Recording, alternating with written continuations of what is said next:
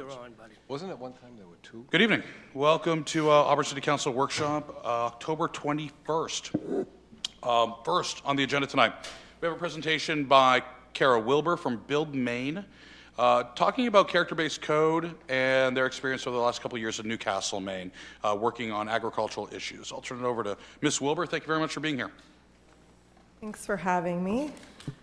I understand I'm sort of jumping into the middle of a thing you guys have going on here, and I know some of the context, but not everything, so I'm just really here to present an idea and, you know, a different way you might be able to think about the problem you guys are trying to tackle. So, you know, we've been looking a lot over the past few years at rural in Maine and how you can, you know, change and evolve in a way that respects and upholds what people love and care about in rural places. Specifically, we started working in Newcastle a couple years ago and spent a lot of time. This was really one of the focuses of that effort, was to figure out what to do with our rural area because they have a different situation there, but they wanted to allow more kinds of activity to happen in the rural zone, but also trying to maintain what they loved about it. So one of the big fears and realities is that a lot of rural land can become this kind of environment. And I don't, again, know exactly where the people of Auburn fall on this, but this is what our system is largely wired to produce around the state. Your current zoning is preventing this from happening, but it's a pretty typical trajectory with farmland going toward residential development. In other parts of the state, further down south, the development pressure is intense, and a lot of these kind of projects are consuming what were once undeveloped parcels, and creating a dynamic where you have a lot of growth happening in rural areas, which creates, you know, traffic that then has to be paid for through roadway improvements that may or may not actually address traffic congestion. And in addition, this form of development that spreads out from the downtowns has significant infrastructure costs associated with it that can't be paid for in the long term by the amount of development that happens along those roads. And I think, as you guys probably know, subdivision roads are handed over to towns, and so when the infrastructure fails, the town's on the hook to replace that, and the tax base isn't there to support that work. So in Newcastle and in other parts of the state, the question has really been, how do you create flexibility in rural areas while retaining the character? And so what we did in Newcastle is we spent a lot of time looking at the past and what we had done traditionally in Maine in our rural lands, and came across this concept of the farm compound or the farmstead, where you have a cluster of rural activities that, you know, might include the farmhouse, some barns, some workshops, potentially some secondary residential options. And we really studied the patterns of these places and how the buildings relate to each other, how they relate to the street, what kind of activities were happening, and the intensity of these kind of developments with, you know, in relation to each other and the space around them. And we really, you know, kind of realized that this was what we used to do for industrial before there were industrial parks. Before zoning happened, we had a lot of business activity happening in rural areas, but it was in a form that, you know, we understood as being agricultural in nature. And this was actually something we came across from Michigan, where they had studied this concept of the farm compound. And the first item on the list is locust trees. And so, you know, there was this relationship between the buildings and the natural environment too that kind of emerged. The house, the garage, the playhouse, the horse barn, the drive-through crib, which is some agricultural term, I don't know what that means. The tool shed and the syrup shed, which, you know, today is a little microeconomy across the state.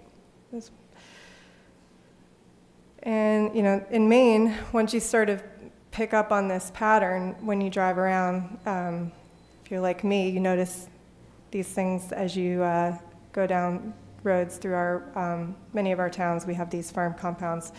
They're all over the state in different forms. But the pieces are all generally the same. You have a series of buildings that are oriented toward the street, that are oftentimes the same color, that have a variety of activities. Oftentimes they're close to the street, but sometimes they're further away. And so the other thing, Newcastle, we were trying to figure out how to make Oxbow Brewery legal. So again, it was this idea that we have these agricultural related uses that in many places are not allowed under the existing zoning. So how can you create a framework by which you can allow some of this kind of ag-based retail to happen? And in the case of Oxbow, they also had, a house, and maybe even a second house. So we measured, we studied, and we came up with this concept that we tried to add some criteria and metrics around, which is basically this idea of the rural compound. It involves a variety of building types, and some of them are for residential, but many of them are also for agricultural or retail related activities. And then there was metrics that we came up with related to trying to reinforce the look and feel of these places based on the precedents that people know and love. And so in this case, it was 5 acres, 250 feet frontage, 4 units of residential, where the main house has to be at the front and the other buildings are behind, similar to the precedent photos I showed a minute ago. And these are what we came up with for Newcastle. I'm not trying to suggest that this is like the answer for Auburn, but the point here is that this is a 3-dimensional exercise in figuring out what people want and then figuring out the tools that can help reinforce what people want. So in Newcastle, there was a large rural compound which allowed more industrial activity in the rear of the lot, or bigger buildings in a slightly wider range of uses. And then 10 acres or greater, 500 feet of frontage, and then a lot of the similar standards in terms of how the buildings relate to the street and to each other. And really the point of those kind of metrics is to get behind this idea that zoning regulates 3-dimensional space, and that 3-dimensional experience that people have when they're driving down a rural road is reinforced by the buildings and how they relate to it. And this is, tends to be the way residential happens in a lot of rural places where you get the backs of buildings and garages facing the road, which doesn't sort of throw off that feeling of like, this is a rural place where we're really caring for the rural economy. But again, this is sort of like in the hands of you all to decide what kind of, condition you want. But oftentimes, if you are trying to allow for more development, if you do it in a way where you're taking care of that frontage condition, then it can be less divisive when you're trying to get, allow more flexibility for people to build houses or do other activities. So what are the right thresholds for development in Auburn's ag zone?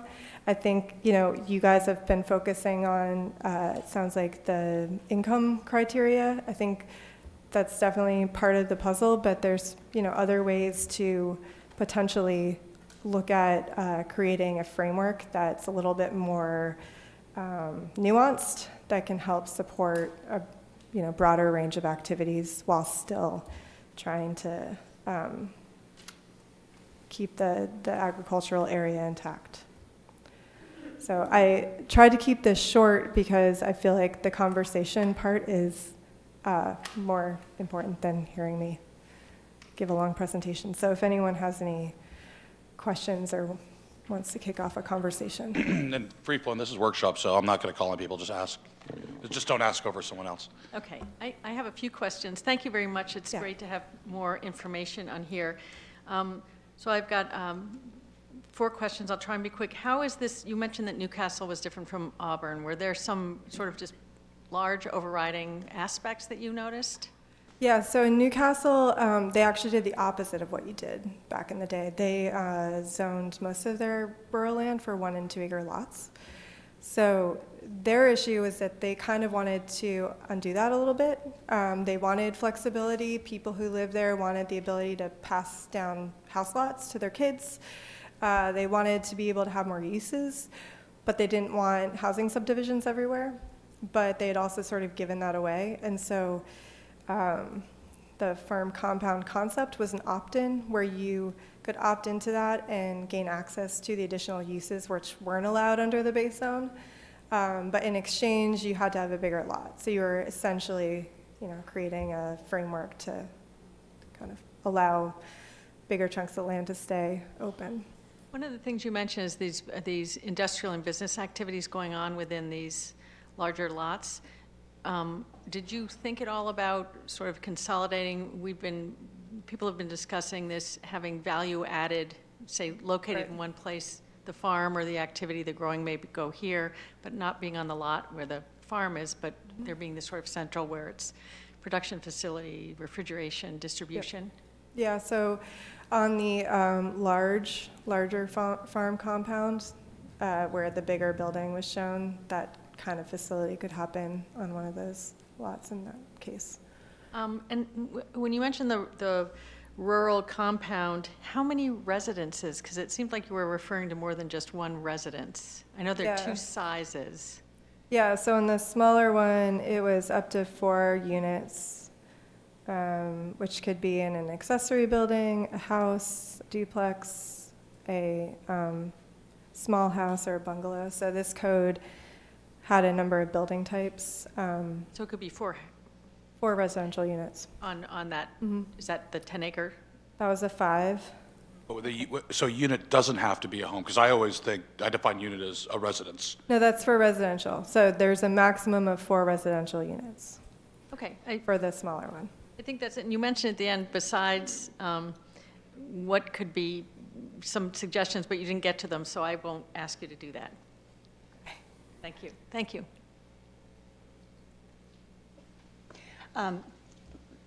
Some of my family lives in Newcastle, and when you drive through, it does appear to be a really pleasant, it's maintained its character as a coastal community. So you've got that on one hand, you've got the coastline and the ocean, and then you have a lot of farmland. And I like the way it looks right now. It's you can tell that you've adhered to some certain standards at the very beginning.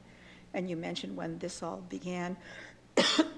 When you submitted again to the state and it failed the character code, can you describe what that means? Because it failed character code in terms of being approved by the state, the plan.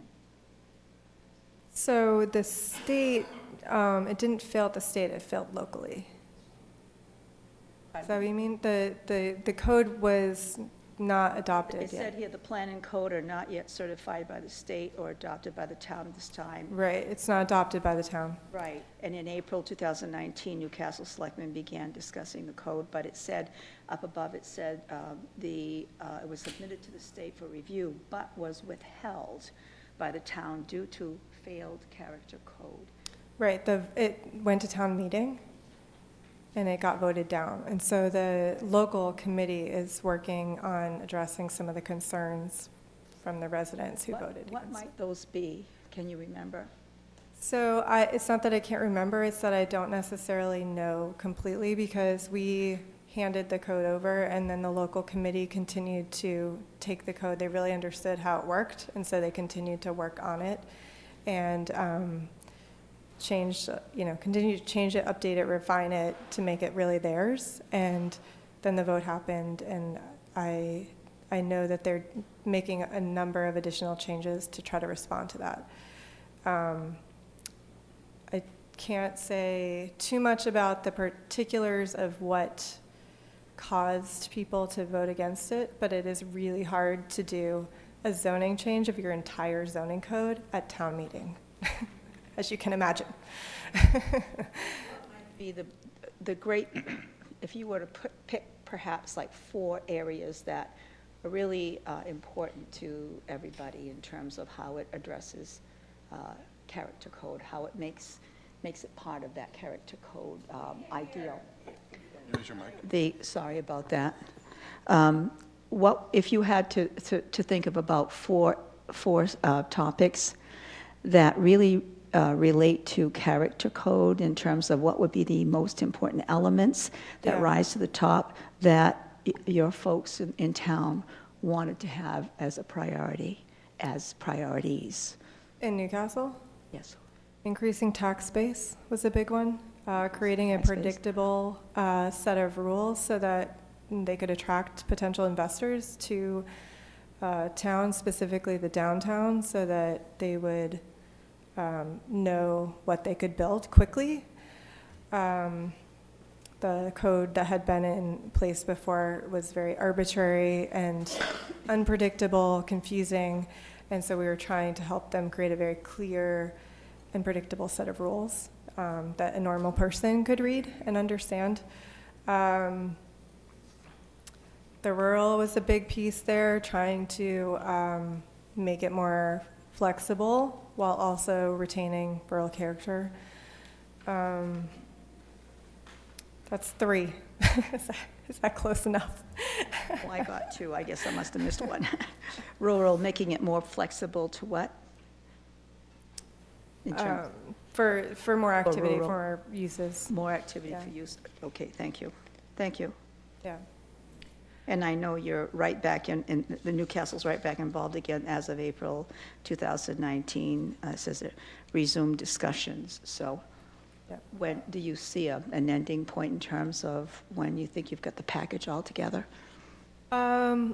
So I'm no longer involved, and I don't know. I had tried to see if the select board person who's really championing that could come, and he couldn't make it. But I can try to get you that information. I'm not Thank you. really tied in to their schedule. Were these goals, were there predetermined goals before you even started the study? By the town, yeah. These, it sounds to me like these 3 that you just mentioned, increase the tax base, make the rules easier to attract outside investors, and then more flexibility in the zone. Were those kind of like goals up front before you Yeah. started? Yeah, Like, the town knew that they wanted to create a new comp plan and throw out their entire zoning code and start over, which most towns don't. I mean, that's Take a that good thing to approach. have those goals up front. Yeah. I feel better seeing a plan that actually had some relevant goals to start with. Thank you. Yeah. If I could, in Newcastle, when you're talking about construction, I see that, I mean, you looked at the farm compound and the kind of the archetype farm for both small and large. Was there a lot of conversation on what they were farming, how they were farming, anything to that effect, income generation? Did Newcastle actually care if they were farming, or did they just care that it looked like a farm? There was a lot of conversation about what is rural and what is rural character. It's a very complex topic, and no, I would say, we did a lot of visual preference surveys to try to understand like what people wanted to see in different parts of town, but no, there was no real conversation about the different types of farm activities, agricultural activities. It was more, there's interest in even, having car shops and auto repair. They had a much broader idea of what they meant when they wanted to have more flexible uses, because they have a lot of that stuff in their rural now. So it's a little bit different of a situation, but I think they were thinking of it in a much more flexible way. They wanted more flexibility, but to still retain the character. And we have one more question. So they wanted to retain the character. And you talked about setbacks and curb cuts and topography. I mean, what did you, and I was reading on the agenda and actually the detailed code, you spent a lot of time talking about topography of land and how that came or influenced some of your character code. Could you kind of Yeah. look at that? Because that was a new concept I haven't heard of. Yeah, so it was a new concept that I think was created as part of this process with the people there. But the idea is that in rural, there are land types. There's different patterns of land, just like there's different types of buildings, whether it's fields, stone walls, tree rows that, cut through the land to help create the windbreaks, canopy along the road, and then forest and different types of density of forest. And so what we started to realize is that the relationship of the different land types to the built environment was really important in rural. And if you have certain kinds of land types, the placement of the buildings and the look of the buildings is less important than if you have a thick forest, what happens behind it is less important than if you have an open field and you stick a building in the middle of it.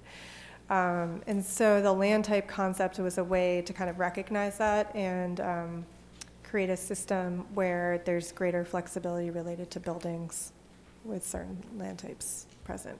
And also, we didn't evolve it to this point, but the idea was that, protecting certain land types was of value to rural areas. And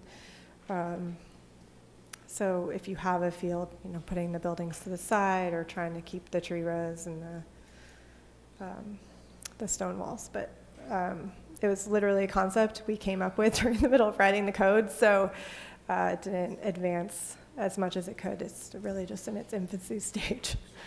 To follow up on the topography question and Yeah. the wood types and so forth. So in other words, in layman's term, the more barriers you have, thick, dense forest, obviously you maintain rural character, you can't see what's built behind it, Right. in theory. Yeah. Okay.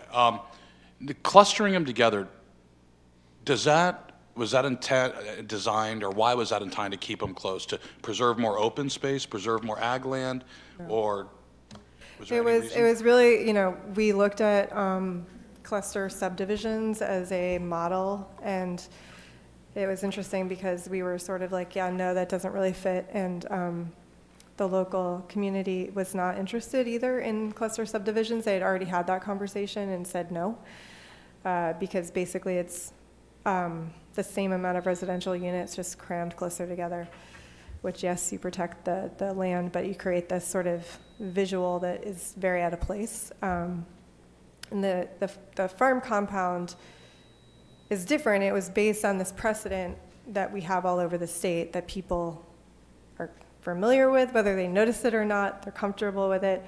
And so, yes, it's clustered, but it was really more playing on the precedent that we had been seeing and really studying like how those places work. And they're based on efficiency and trying to keep things close together so that when you have a working kind of condition, you're taking advantage of shorter road lengths, which are less expensive. And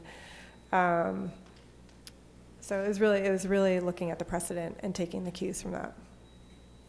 Now, when you talk about this comp plan June 2018, is that when it became in existence? So the comp plan was a separate, simultaneously drafted document that got approved ahead of when they actually voted on them separately, but they were created essentially at the same time with the community involved in that. The comp plan was approved, and then there was the vote on the zoning. How long did it take you to come up with the comp plan, and then how long did it take you to get the other part 2 done? The comp plan and the zoning code were both written in less than a year, together at the same time. Were they done by the same group, or did you have different task groups? There was one committee in the town and one consultant, so one group. Any other questions? Real quick. Yeah, to ask. You mentioned one of your slides, one of your earlier slides, talked about the edge of town, as we all understand and believe that it costs more to maintain development that's outside of what we call the city's core. Now, Newcastle is obviously not really in comparison to a city like Lewiston or Auburn. so there is a core, but were you talking about Newcastle as the entire town, or was this trying to keep it in one area, or was this particular plan going to be good from edge to edge of town of Newcastle? I think the comment was, if I'm following you, is that if you have more development in the edges of any community, whether it's the edge of a city or the edge of a town, your infrastructure cost is not going to be able to be supported by this density of development that's on it. So, sorry, my microphone is acting up here. Sorry if I break your, no, I understand that, and we understand the concept Yeah. as well. But does this plan work towards encouraging development closer to the center of town, or was it just a city, town-wide, end-to-end type process? Yeah, so there were different types of districts depending on the part of town. So the downtown was higher density, Main Street type buildings. The goal is to make, certain types of buildings as of right, so people could just come in and build easily in the downtown core that, in Newcastle had been gutted by roads and a little bit of urban renewal type stuff, which is similar just here, just a different scale. So the idea was make it simple to get investment down there, and then there was in-town residential neighborhoods that had their own zones that kind of reflected that scale of development, and then there was the rural. This was kind of outside of that Yeah. core. This was actually, like This we're was- trying to do, is yeah. we're talking about something that's come outside of the city's core. Yeah. So this is kind of overlaid all the way to the borders of Newcastle. This is Yeah. the hinterland, so to speak. Yeah, their rural zone is, basically everything outside of the town center and the villages. Thank you. Yeah. Just a couple of questions. One, what's the size of Newcastle? Population or square feet? Square miles? I don't know. I don't retain that kind of information very well, sorry. I think it was It's big. It's it's bigger than, 64 square miles. I could look it up Well, on I guess just Wikipedia. scale, looking at the map, it looks certainly small. So I think you just said it. They did not, or did they have a previous comp plan, or is this their Yeah. first comp plan? Oh, they had one. Okay, so it's a revision dated 2018. The previous comp plan was completed when? Probably a Probably little 10, over 10, 15. yeah, 10, 12 years before that. Were there significant changes from the previous comp plan to what they're working with now? Yes. Okay, what significant changes could you identify? I didn't study the old comp plan. We went into the process with the question of asking them, and this is what they wanted to do too. They wanted to know, look with fresh eyes at what they wanted the future of Newcastle to be. And so we really focused on working with the public to identify what that future would look like and create the graphics and the illustrations to help make sure everyone was on the same page. And then the state checklist was included as an appendix of kind of, information that we needed to put in there to kind of memorialize where the town was at that point in time. So from what you've said about their zoning, they recognize just rural throughout the community outside of the more commercial or business corridors. So they didn't recognize necessarily a farm zone or an ag zone per se. Yeah, theirs was called rural. Okay. Yeah. And rural, as you suggested earlier, could allow, what was the standard size lot that could be built upon Before, but currently it's 1 and 2 acres, depending. There's 2 rural zones there. throughout the community? Yeah. But you proposed a minimum of 5 if you, excuse me, if you opted in? Yes. 5 as small, and then 10 10. plus as large, or 5 to 10, and then 10 over. Yeah, and those might have gotten nuanced a little bit as the committee moved it forward. So, because But the intent really wasn't to encourage farming per se, it was just a different way of clustering, almost like we have now in this community. We have planned unit development, or we've had it in the past, I guess. It's very different than a planned unit development. Okay, how so? I mean, a planned unit, you could potentially use the tool, and you can probably tell me if I'm misspeaking on this too, but the planning development tool, I guess you could accept specific standards that would be criteria related to that. I think in the sense that you've allowed them some additional flexibilities in order to get them to agree to meet the kind of the standard for a large farm compound that was deemed appropriate, I guess, by the residents in Wiscasset. It's similar in that way, but there's a lot of differences as well. We only allow them where we have public water and sewer and utilities to serve them here, so it sort of concentrates them. I think it's a different tool. But So it's really not a small farm compound or a large farm compound. We're talking small rural compound or large rural compound, by getting the rural. So we're not really talking farm. And I think I saw that even when we're talking large rural compound, it could actually entertain different uses. yeah, like I said, the goal here in this place was to have more flexibility on uses, but packaged in a way that, So it could mix a variety of uses. And going back, one of the intents was to allow the Oxbow activity, right. which, you know, I could see being kind of a farm activity where they actually growing some of their hops and so forth. Yeah, Okay. yep, yeah. Okay, thank you. When I think of Newcastle, I'm thinking of Bristol and Noblesboro. Is Noblesboro next door to Close, Newcastle? Yeah, Okay, is it, I know there's the village down there. You don't see it too much because you're on Route 1 and you just go by it. It's a bypass. So unless you go down to the village, is part of the village in Newcastle also in the other municipality next door? Or is it there a distinct separation? there's a bridge that connects Damascotta and Newcastle, so we're, There's a bridge between the two towns? Yeah. So what's next to Newcastle? Noblesboro?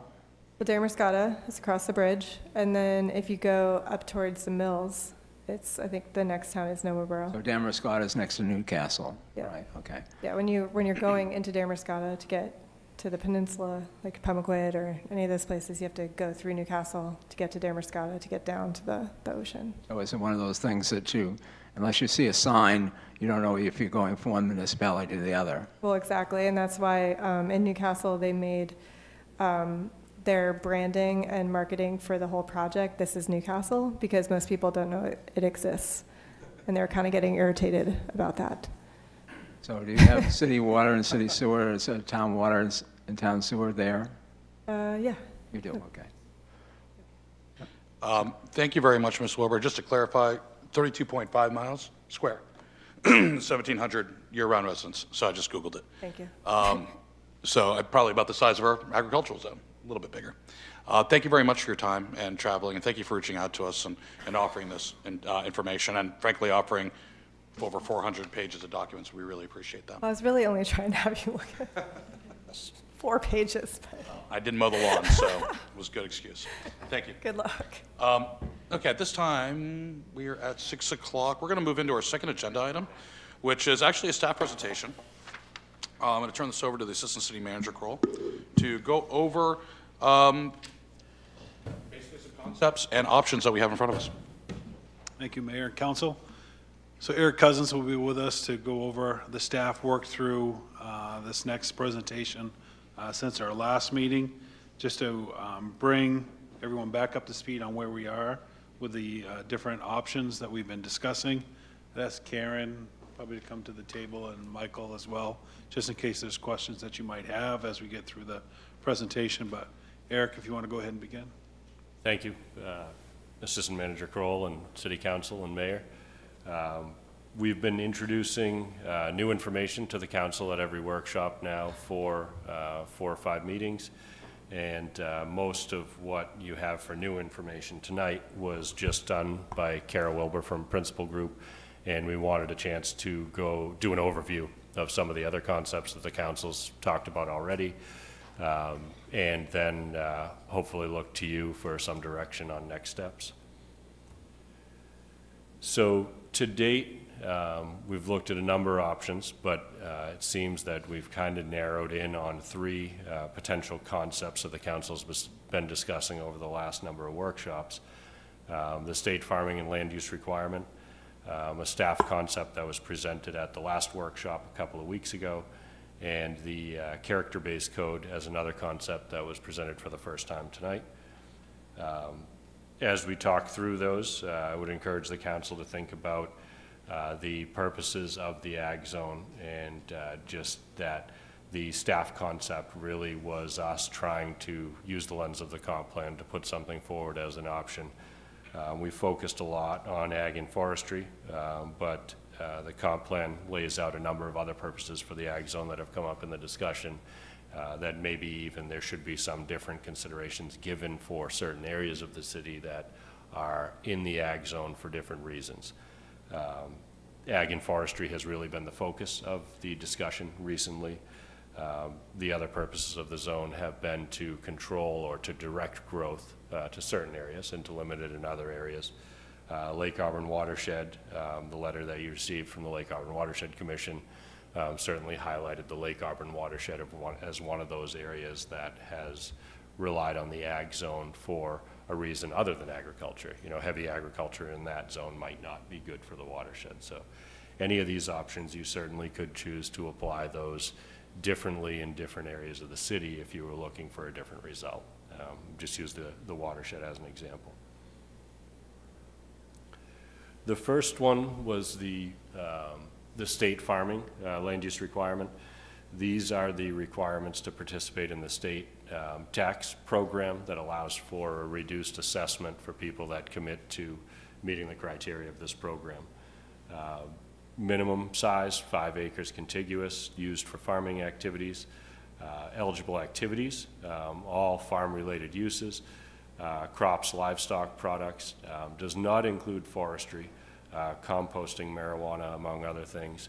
If we were to create a standard like this for the purposes that the city is thinking about using it for, we'd certainly want feedback from the council on which of those other things would be included in an income component. Income standard of $2,000 a year. There's a requirement that the reports on the farmer's income are submitted to the city every 5 years. The assessor reviews that information as part of complying with the state program. The other question, if we were to use a standard like this, that we would have to decide is whether or not we would want to require the enrollment in the program. Does the farmer actually have to enroll in the state program, or do they just need to meet these standards in order to build a home in the ag zone? There's pluses and minuses. Some of the monitoring may be easier if they were enrolled in the state program, but we potentially would see a reduced assessed value as part of that too, so the city may lose some revenues as part of their enrollment in that program. Potential impacts using that program, lower income threshold, lower than what we have today, is more likely to produce scattered housing. Land valuation changes due to market could impact farming. We've heard both sides that increased valuations is something that we desire, and the other side is some people would feel that that is the negative if the valuation went up on their land. Building houses on non-conforming parcels, non-farming parcels, more likely to occur. Increased tax revenue. There would be new revenue from new houses. Could obstruct how we choose to grow in the future. The city has historically had the pretty strong policy of no growth in the ag zone and chosen where they want to open that up over time for other uses. Difficult to monitor income requirements. That exists currently. It's challenging to implement an income-based standard. The city has done it, I think, to achieve the results that were desired, but it is a very difficult way to monitor growth. It is not in conformance with a comprehensive plan or the purpose of the zone. The idea that you could build housing with a very low agricultural standard, it's staff's opinion that that's not completely consistent with the comp plan the way that it's drafted right now. And it wouldn't by itself address all the issues raised, including the different size lots, 3 to 10 acre lots. There would have to be some work done as far as how those are addressed. If there are questions as we go through, certainly jump in. Happy to try to answer them as well. I'll come back. I'll remember that slide. I do have some questions on it. Okay. The staff concept that was presented last time, more of an incremental approach, reducing the income criteria from its current 50% to 40% of household income. Fairly minor change. I think the significant change that was part of that staff concept is the idea that we could also have the second measure of a household median income, so that it's measuring the income standard against the median income for Auburn and not necessarily against that particular family's income. And that's has a big impact if one of the earners in a potential farm family has a high income. It introduces this other element of using the median income that currently is about $47,000 per the Crossroads report. That would mean that any farm operation that generates at least $18,790 in farming revenues would have this option, regardless of the second income earner in the household, regardless of what their income was. So it does, I think that's the most significant change in the staff concept, that it introduces that idea that's not dependent on their particular household income. Can include additional components such as a farm plan if council deems necessary. In evaluating on the front end of a proposal, that would be helpful just to make sure that whoever's reviewing, whether that's a planning board or an ag commissioner staff, however the council structured that, can see their plan and can make a determination that it is in fact a plan that would be a farm under the ordinance, however that's defined. This could also include a special exception for non-conforming lots for the 3 to 10 acre lots that the council has talked about. Right now we have a lot of uses that are in a permitted use category in our zoning district, and then a second set of uses that if they meet certain standards, they're permissible, and those are listed as special exceptions in our ordinance. We could certainly do something similar for residences that are proposed as part of a farming operation on a lot less than 10 acres. 3 to 10 could certainly be an option. This gives some examples of the differences between, of how the household income versus Auburn medium income would apply to certain income families, certain example families. If a family had a household income of $75,000, the minimum farm-based income on the 40% thresholds at $75,000 would rely on that Auburn median household income to determine a farm income of $18,790. As the incomes get smaller, going to family 2, you can see that one would still rely on the median household income concept, because the total income is more than double that. And as you get to family 3, and I think this was an important component of it, on the family 1 side, this is introducing the concept that is not completely dependent on the other spouses or other family members' income. On the family 3 side, you have the benefit of, if there is a family that does maybe more of a subsistence farming kind of an operation, has a very low income, and would meet the 50% or 40% income standard, we didn't want the Auburn median household income to prevent that family from being able to have a household as well, as long as they are truly earning more than the percentage of income that's required by the ordinance. Staff concept makes the income requirement more attainable under current economic conditions, provides the flexibility to be fair to households where non-farming members can earn more than 50% of the household income. That's an important element of this one, and the new flexibility that it provides. Proposal still requires a substantial commitment to farming. Unlikely to spur excessive development. It's still a high standard, requires a substantial commitment to farming to generate that kind of income. Outcomes can be reviewed for future amendment. If a year or 2 or 3 from now, the council felt that there was not enough growth and there was not too much residential growth, you could certainly look at making adjustments again, reducing the percentages to something less. Like any income-based standard, it still has its faults, and one of them is difficulty to monitor. We've dealt with that with the existing standard. That would continue to exist with a new standard if it's income-based. Aligns with the comprehensive plan objectives. It does still, I think, provide a strong connection to agriculture before you're able to build a house, which is something that's important to the comp plan recommendations, and it maintains the purpose of the existing agricultural zoning district. This was an example to look at a few more examples, I guess, of household income versus farming income. You can see in the different income types in the columns. The first column on the left is a verbal description of the type of family or income. The household incomes in the next column, the farming incomes in the next column. I think what this really aims to show is the current standard is the first column of thumbs up, thumbs down. Only 3 of those potential income examples would be allowable under the first standard. The staff concept would open that up to 6 of those potential examples. And then the state concept of $2,000 income would open it up to all but one of the example families that were used in this chart.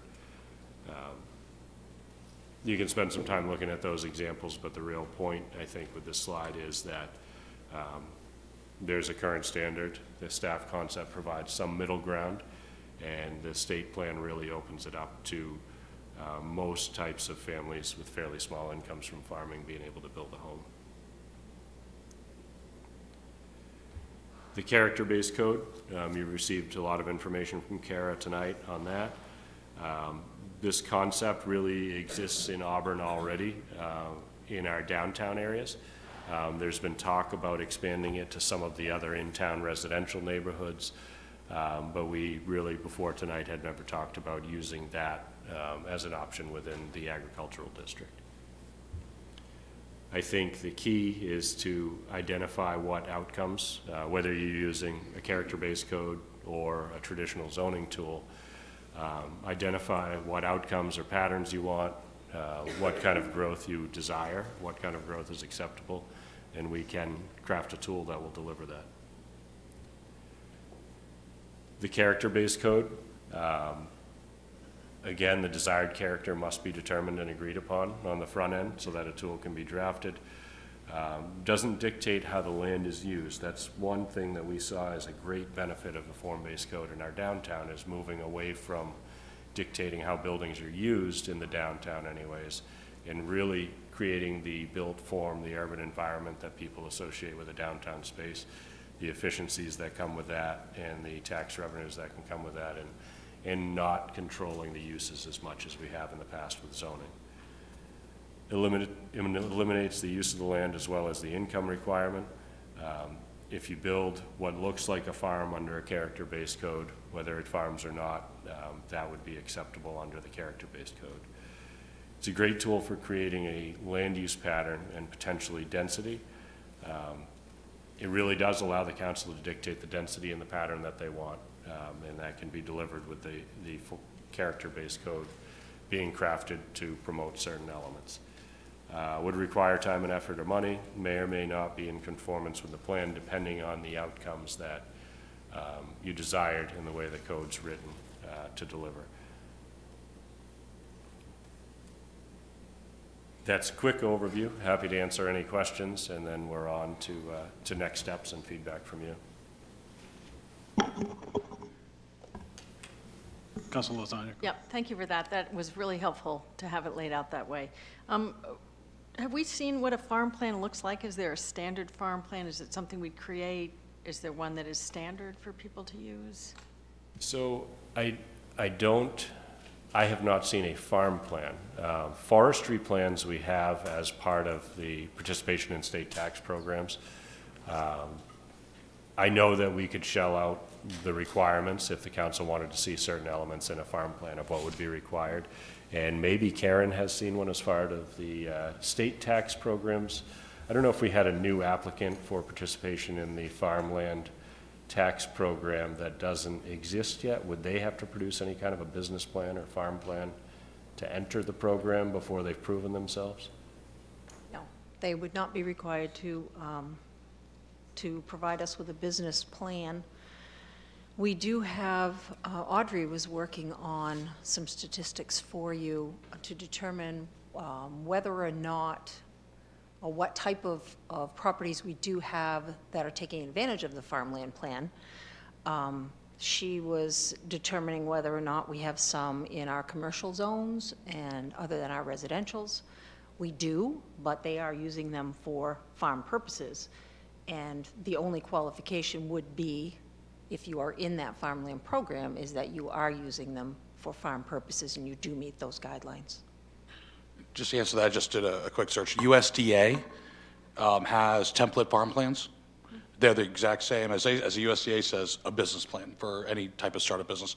But there are tools in here on how to basically walk you through a farm plan. But again, it's a farm plan. It's a business plan, just with different headers. And just as a follow-up, so would this be something that we would use then to be able to determine that they were conforming with the requirements? Would this be helpful? So they have We do, in the current income standard, if somebody's coming in on the front end proposing a house as part of a new farm that doesn't already generate income, we ask for information about how the farm will be laid out, what their anticipated income streams are. It amounts to a business plan, really. We don't have an exact model that we hold people to, but we need them to demonstrate how they intend to meet the income standard. And it's essentially a business plan. I guess I do have some questions. If we could go back, and I think maybe look at each of the pluses and minuses for the different, the three different. I guess go back to the previous slide. And I guess I'll preface my remarks because my answer to the last question, will we require enrollment in the state use program or use these guidelines to adopt a local standard? And my answer is yes. And I guess then we can move on to the next. Because it lowers income threshold to more likely to produce scattered. I guess I question that because I think under the state program, if we do adopt it, we're legitimizing the farm activity before even a house is proposed. Because I think under the state program, and I think I read at the last meeting, it requires at least 2 years of farming activity even to enroll in the state program. So you have to establish the farming activity even before a house can even be proposed. Or The state farm program allows you to apply for a provisional license, well, not a license, but a provisional application in which you can enter the program, and it gives you those 2 years to then meet the income requirement within that time frame. correct. And I guess because of those 2 years, then I guess during the provisional 2 years, I would not see a house permit being Oh, I see. being permitted. Land value changes due to, okay, building, houses. And I guess I would debate the third, building houses on non-farming parcels more likely to occur. To me, I see just the opposite. I think if the state program forces legitimization of the farming activity first, then the house doesn't come until that farming activity is in place. I see just the reverse. Without some way, somebody can come in and ask for a building permit and have a farm plan. That's a plan. That doesn't legitimize what's actually going to happen. So we could get a house before the farming activity truly is in place. So I guess I'd debate that one. I think if the ordinance was structured so that you had to have the farm in place for 2 years, that would certainly make it more difficult for somebody who really had no intention to have a farm. Okay, and that's my point.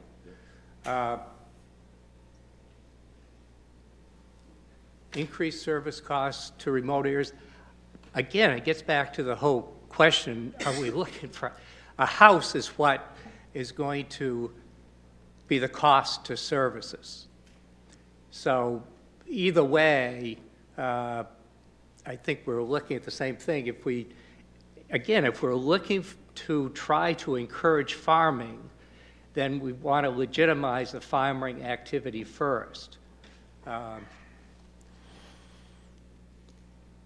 Difficult to monitor income requirements. I think that's true of them all, but at the same time, under the state plan, there is a requirement at least every 5 years, but I mean, we could ask that a submission be provided every year if we wanted to. But at least under the state program, there's at least a requirement every 5 years at least. I will say, just when you're talking about that, and good point, see the intent. Also, you have to, the practicality of something happened in the farm family, i.e. someone has cancer, someone has medically, they can't work for a year, you get excess of rain, not enough rain. I think the 5-year average the state used kind of helped mediate, and even the federal side of the IRS has that average, so you could have a bad year, an off year, or rolling average last, best 3 out of 5 rolling. So I think there's a couple, versus every single year. And I also think, that's something I think for maybe potential conversation with the council and staff, because enforcement becomes an issue as well if you're looking at every single farm, every single year. And I guess, actually, what I found very valuable presented at the last meeting is the diagram which shows our city, and everything grayed out is zoned other than ag. So we have a lot of other area that's zoned other, including rural and country residential, which I think we already said, we even have some of those properties under the state program. So even those areas can be used for agricultural purposes. I think that looking at the 37 that are falling in the range of 3 to less than 10 that are in the ag zone parcels, which we had a list of 37, it's interesting, under the state program, 11, maybe 13 of those could automatically fall under the state program because they're, if we're talking 5 tillable acres, 11, 13 of them are at least, I broke it off as 7 acres. 7 acres would allow for 5 acres to be tillable with 2 acres to be built upon, so easily could even fit under that. We could still maintain, for purposes of the ag zone, the 10-acre requirement, but would allow some leeway for those that are less than 10 even to fall under the same program for those that are, could be grandfathered. And I guess if we could go on to the. Can we have? Okay. Just stay someone- 1 second. Yep, Councilor on this one. Warner, go Yep, ahead. thank you very much, Deputy Director, Manager. Excuse my voice.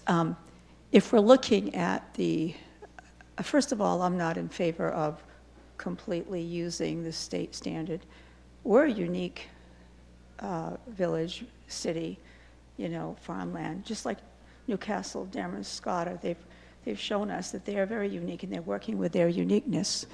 And I would not like to see us held to standards, state standards, where we have no wiggle room to look at what we truly are and what we would like to have. And in the future, if we need to see some changes made as things arise, things do change, that we could do that and meet again, down the road and say, okay, let's look at what we have. Is it working for us?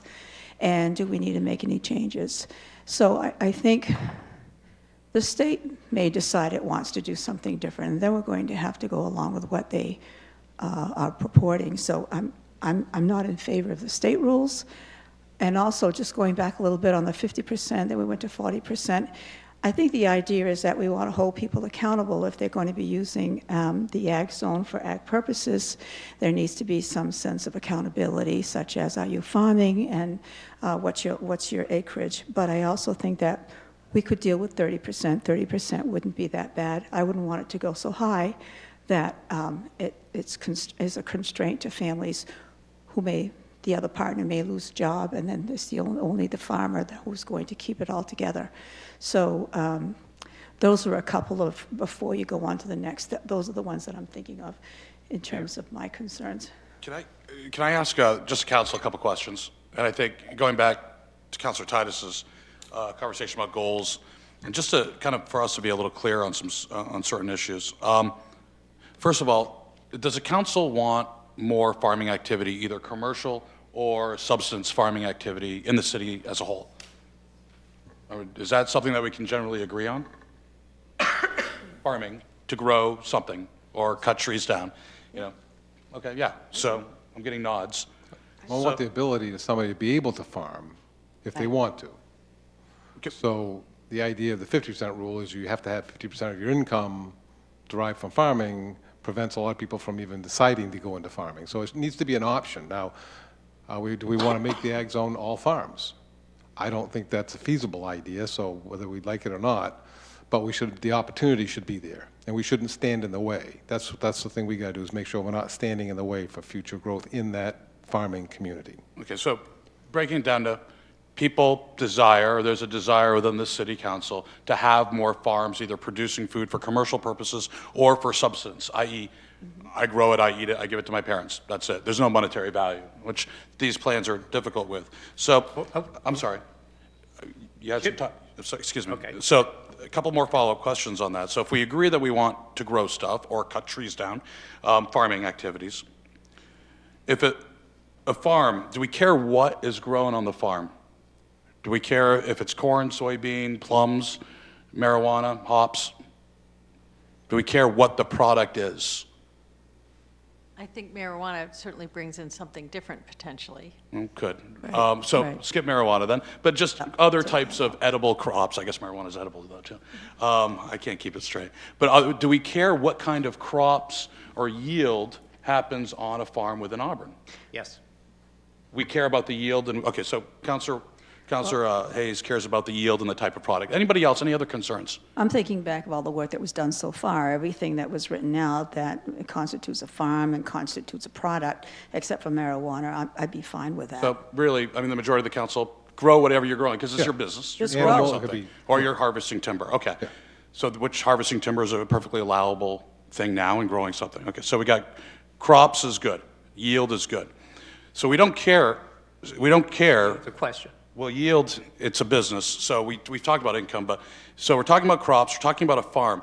Going back to form-based code, and here's my statement, then I'll give it up, and whoever else wants to talk. But form-based code basically states, and I think that, the calibration to what Auburn is desiring makes sense. And if you just look at it as they looked at the archetype of what a farm looked like, and if the standard was to build a farm in the stereotypical or historical context of what a farm looked like, which conserved acreage because it clustered buildings together, had proper setback for rural characteristics, could be used as an overlay to exempt Lake Auburn watershed, for example, okay, if that's a concern, or exempt Exit 75 location for future development. And we looked at building a farm. Someone went in there and had to spend $100,000 on a barn, a home, outbuildings to build a farm. There's a darn good chance they're going to actually farm. But even if they don't farm, they built a farm. So at the end of the day, if it doesn't matter what they're growing, does it matter if they're growing anything at all, or just chilling and harvesting rocks, which happens a lot in Maine. So that's what I say. If it walks like a duck, talks like a duck, looks like a duck, is it a duck? And it's just a hypothetical to throw out there because what we want is to conserve open acreage for potential or current farming. So we want to keep development concentrated. That prevents sprawl, prevents PUDs, subdivisions. And it's an overlay on certain areas to go and trickle this concept through, giving the opportunity to farm. So that's what I want to say, that if we want farms, we don't really care what they produce, and if they build one, is that good enough? Councilor Young? Yes, okay. we should go back to what our first goal for this whole thing is, and look at that, and keep looking back at that while we're is our adding goal? additional things. Our original goal was to keep the land open, protect the resource. But sir, whose goal Where is the- that? What was that? Wasn't that the goal originally, to keep it open Well, it's for actually future 64, use? but the comp plan in 2010 added more to that for the best economic Okay, use and but paraphrasing the it's land. Roland Miller said it's all ag until it becomes industrial. Well, that wasn't quite what the Dandelites wanted to hear. But my point is, if we're reserving it for future use, farming is only one of the uses. And I'm not advocating make it all industrial. What I would like to see is that our best soils in this farming area be protected and probably the worst soils could be developed. Once you build a building or a factory or whatever on that, it's gone. You're never going to tear that down. You're not going to tear down the mall and put farming back there. If we want to have this land for future generations, we should be mindful and good stewards to the whole thing. And we're very anxious to auction this off. That's what it seems to me. You know, the mayor is ready to auction off. Do you hear this? Do you hear that? And we just got to slow down here just a few minutes and go back to what our original goal is, to protect the land for future use, and be mindful of that. Now, yes, we should be having farmers come in. That's a very usable use for the whole thing, but it may not be the only use. They should have the best soils. If you were going to build a farm someplace, you'd go around, and their figures are there. The staff doesn't have time to do it, but that could be done. When we're going to build, somebody wants to build a place there, a house, they should be mindful of what they're building that house on. Before we go back to Councilor Hayes, just for time-wise, what would be helpful is, before we wrap up, and we want to wrap up about 10 minutes before 7. Right. So before we wrap up, staff needs direction as far as what steps would you like to take moving forward? And currently, staff is spending a considerable amount of time working through these presentations, preparing and trying to do the legwork so you have this information. So if there is an intent to move forward with more information, we'll need to know that sooner than later. Councilor Hayes? I guess just getting back, I'm thinking farming, and I guess I'm not thinking subsistence farming. I think, as stated, in a rural zone, in a country residential zone, there's adequate land for people if they want to farm for their own subsistence or for family subsistence. I think if we're thinking of trying to encourage true farming, it's commercial farming. So that's where I'm questioned when it came to both value as well as, the quantity coming off. I think,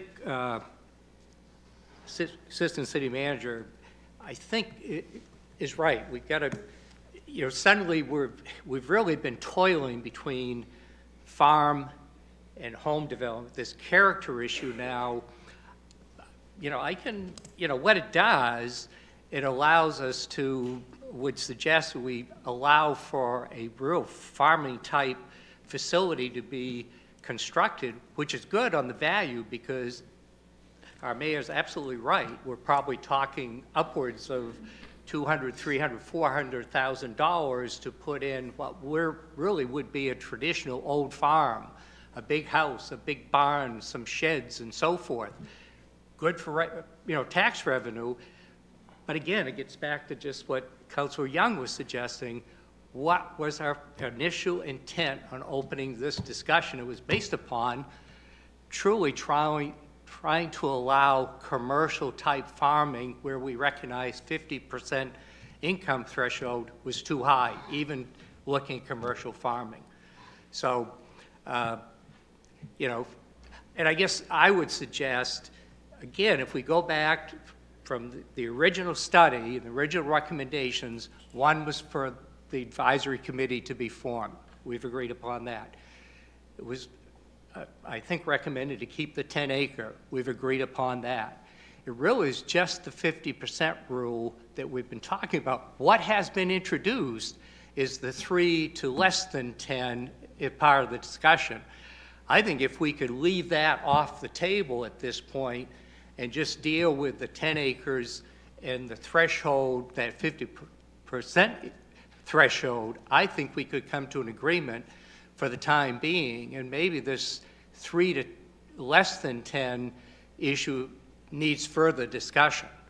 But I think if the mayor wants something done, I think we could do it if we're going to talk just the 10 acres and work with, try to adjust that 50% threshold. To me, what's going to hang us up is further discussion on 3 to less than 10. Councilor Lozano? I agree with Councilor Hazen that I think the city staff and the research that's been done and what we've been presented, whether it's the State Farm Standard or it's what's suggested by the staff, is where we have that now. So let's work the two of those. I think it's not form-based code, but whatever you call it, character-based code. I think that can help inform us. I don't think that it's a separate issue that to my mind, that gives us a whole lot more information than what we've got from the two that we currently have. And I would like to move forward, maybe, I think the State Farm Standard is $2,000 enough, as that's the one thing that I would think about tweaking there if that's where we went. And on the other one, again, what is the income level, and I think helping people to understand what median income, where that comes from. But I think we move forward with those two, what we've been presented. I think we need to narrow it down to, honestly, one or a combination or a hybrid of both. And I will say on the form-based coding, I'm just spending a lot of time looking at this, and it was something that, when Ms. Wilbur called my office last week, I've never thought of applying form-based to this area. I will say this, though. It solves a lot more of the boxes, and it should make more people at ease, because you truly have to force someone. And again, we could, in form-based coding, and Mr. Cousins, correct me if I'm wrong, we could require that a barn be built. We could require that 1 acre of land be under till, or tillable land, and maintained for sowing of crops. We could put those requirements in so we don't have to verify an income standard, but the intent. And every definition and every periodical, every, news source of record states farming is the intent and desire to work the land for his or her own benefit.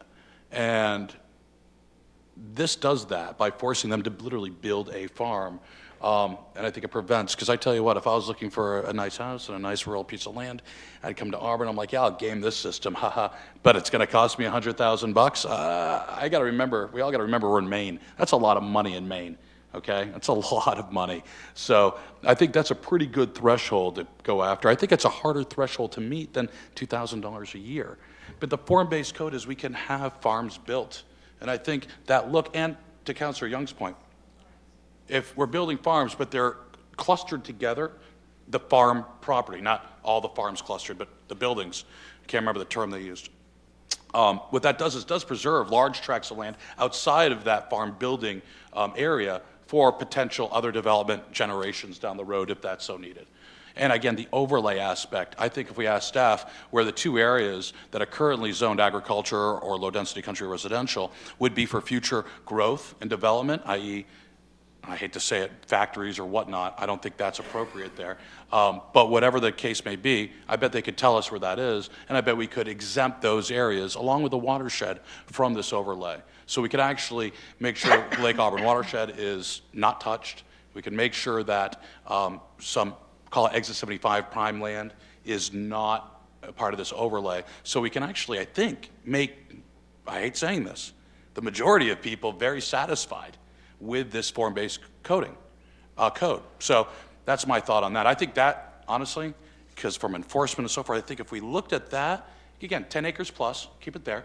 I'll agree with Councilor Hayes right now. I think 3 to 10 should be looked at by planning board and the potentially new ag committee, though not an adjudicating process. Yeah, we might be onto something here.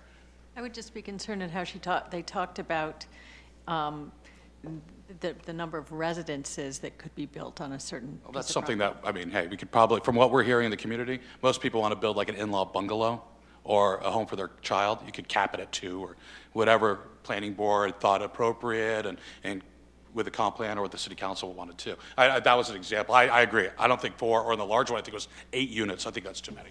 Council Fornia. Yeah, the idea, in-law apartment on a at a farmhouse on farmland sounds really nice. I wouldn't mind living under those conditions. I just want to make sure we don't forget about those farms that are currently under 10 acres. And so we have to really make sure that are currently farming and in business. So I want to make sure that we keep them in mind, because they're stuck right now. And we've got to unstick them and give them the way, the path to go forward. The other thing is, when we're talking about farms, I'm hearing people saying, oh, conserve the property that is tillable, and I know we've lost already a lot of beautiful property that I've mentioned before. We built the malls, bless you, we built these malls on very beautiful property that we never should have done. It should have been maintained for further farming. But also, farming is not just for crops and orchards and these things like that. We have horse farms, we have animal farms, raising animals for food, raising animals for recreation. So those areas that are not tillable for crops can still be farms of various natures. So I think we need to keep that in mind, because that's the fun part for a lot of people who don't have a farm. They could probably get on those farms and spend some time with animals and ride horses and things like that. I just want to last questions, but I think, honestly, I'd like to see the council take a road or a path that's new and different and that no one thought of before, and that's character-based coding. And let the planning board start working that concept, because it could be fields, it could be, working woods, minimum requirements. Let them start working some ideas on that, and then bring that back to the council when they're done.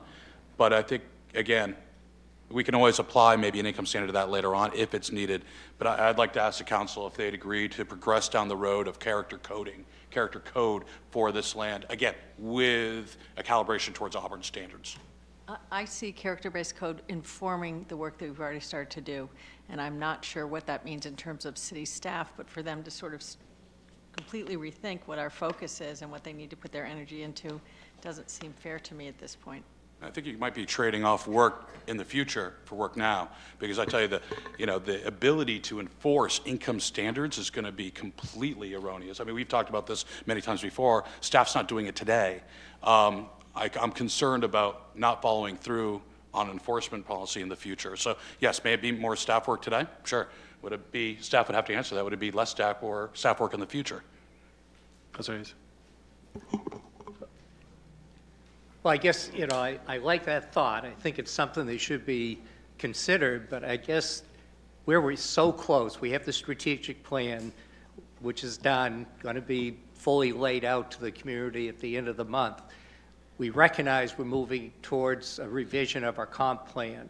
So I think the character coding for rural lands, maybe ag land, should be considered as part of that process. What's on the table right now is to deal with the 50% rule, and I think we're close.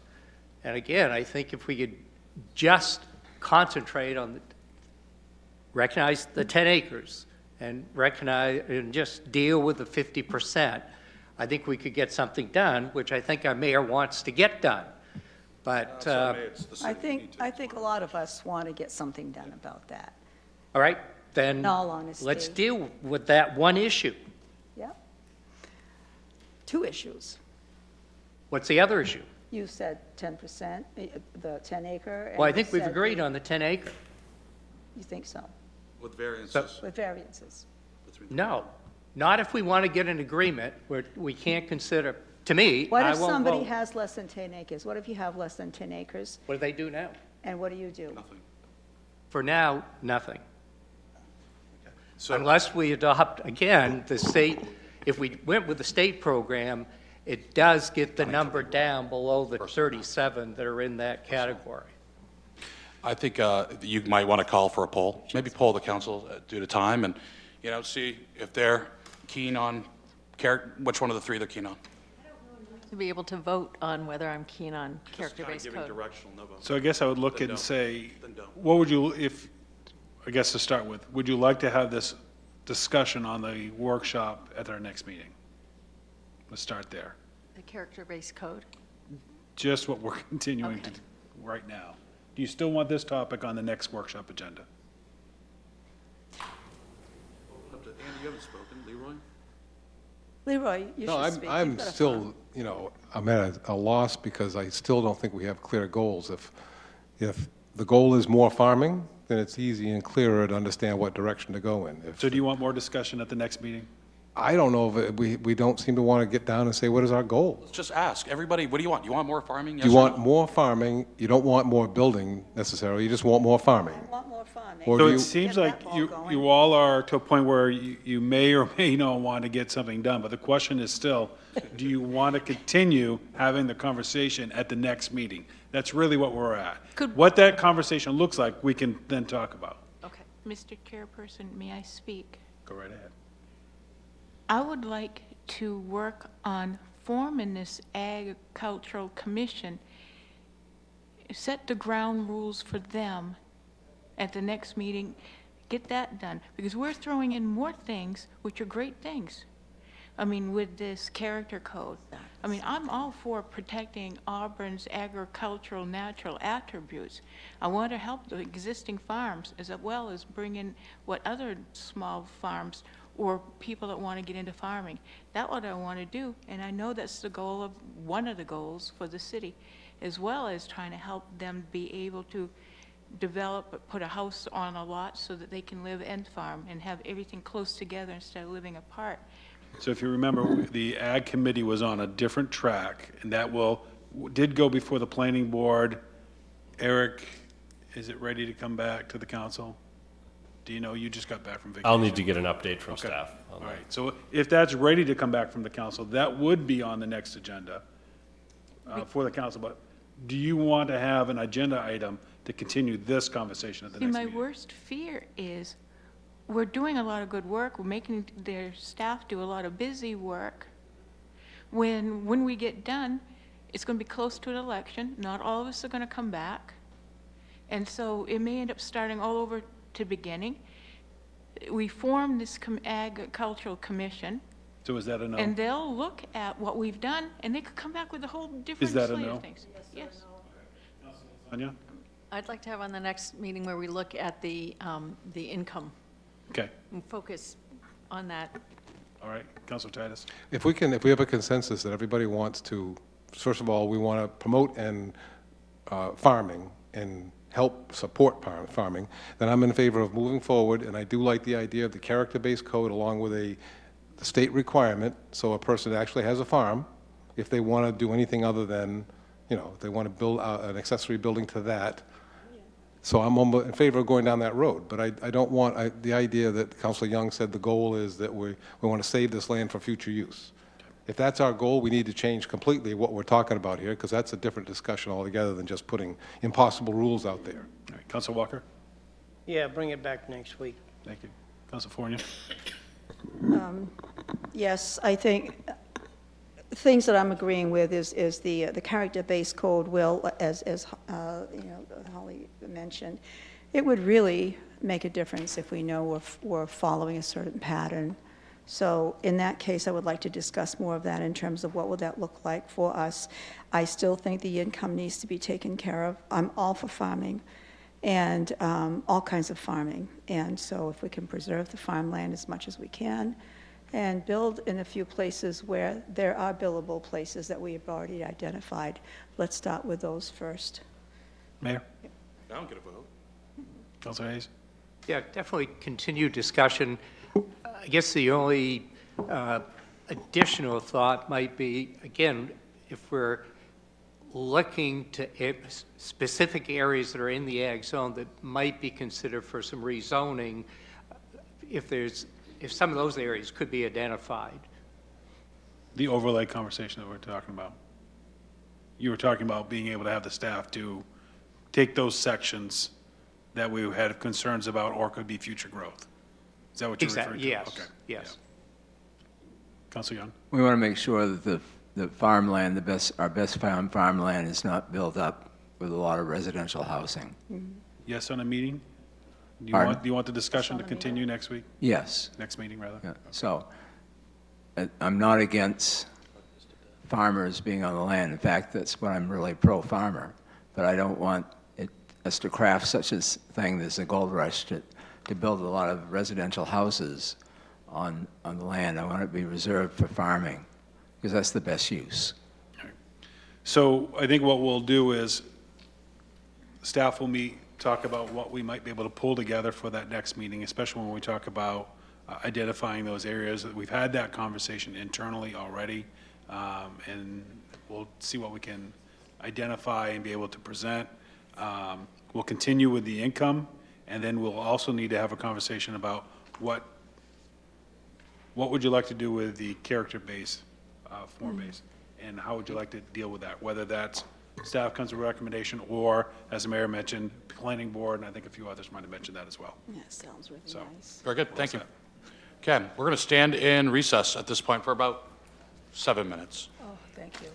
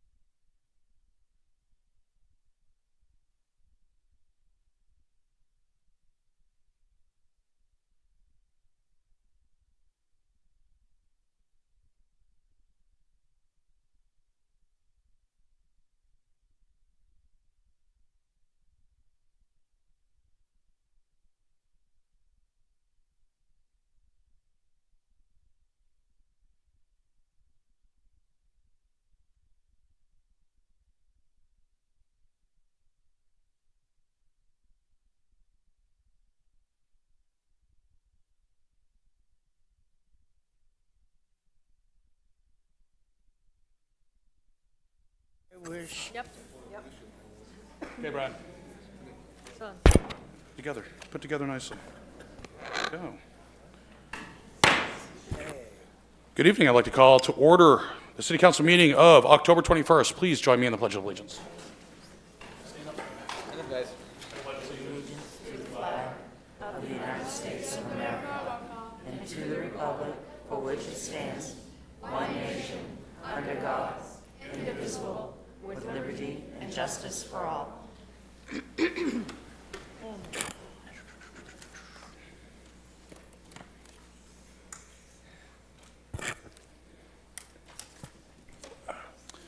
Okay, there's no consent items, so I'm going to move on to minutes. We have the minutes of the October 7th, 2019 regular council meetings. Are there any corrections? No, I'll entertain a motion at this time. Motion to accept.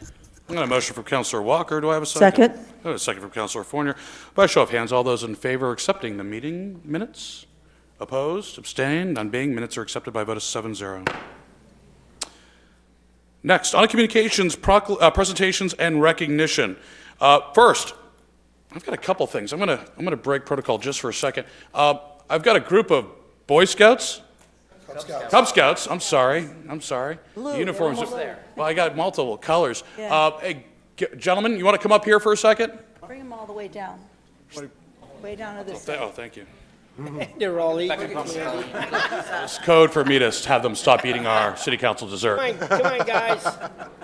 Come on So- down. Come down this way. Come on. Come on, right in the middle. I thought if PAC leaders, you all need some photographic proof that they actually were here. If you could, gentlemen. Yep. Here, hold this.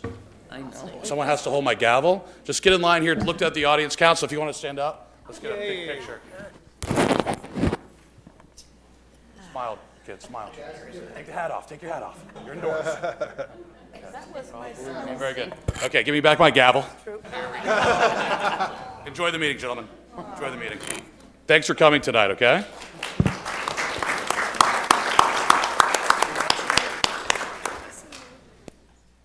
They should have come here a couple months ago. Maybe one of them would have run for mayor. Okay, next, proclamation, Extra Mile Day. Let me read this proclamation, and then I have an award to hand out. Whereas Auburn, Maine is a community which acknowledges that a special vibrancy exists within the entire community when its individual citizens collectively go the extra mile in personal effort, volunteerism, and service. And whereas Auburn, Maine is a community which encourages its citizens to maximize their personal contribution to the community by giving of themselves wholeheartedly and with total effort, commitment, and conviction to their individual ambitions, family, friends, and community. And whereas Auburn, Maine is a community which chooses to shine a light on and celebrate individuals and organizations within its community who go the extra mile in order to make a difference and lift up fellow members of their community. And whereas Auburn, Maine acknowledges the mission of Extra Mile America is to create 550 extra mile cities in America and is proud to support Extra Mile Day on November 1st, 2019. Now, I, Mayor, Jason Levesque, Mayor of Auburn, Maine, do hereby proclaim November 1st, 2019 to be Extra Mile Day. I urge each individual in the community to take time on this day not only to go the extra mile in his or her own life, but to also acknowledge all those who are inspirational in their efforts and commitment to make their organizations, family, community, country, or world a better place. And because it's Extra Mile Day on November 1st, there are several individuals that I'd like to recognize. First, I'd like to recognize Jenna Ray Brown. Come on up, please. I know you're in the audience.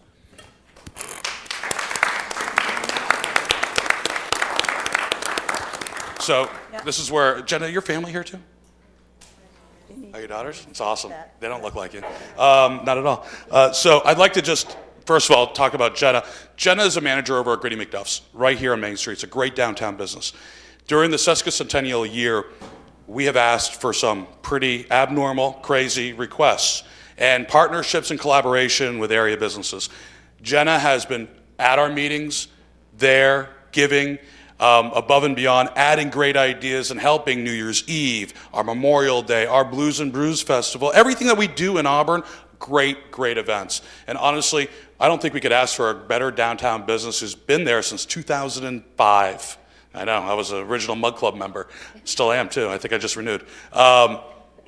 and we just couldn't ask for anything better, and we couldn't ask for a better manager to be there in a collaborative spirit with the city of Auburn. So, me personally, thank you so much for everything you've done. I'd like to give you one of my coins. Ooh, Yes. she gets a coin. She gets a coin.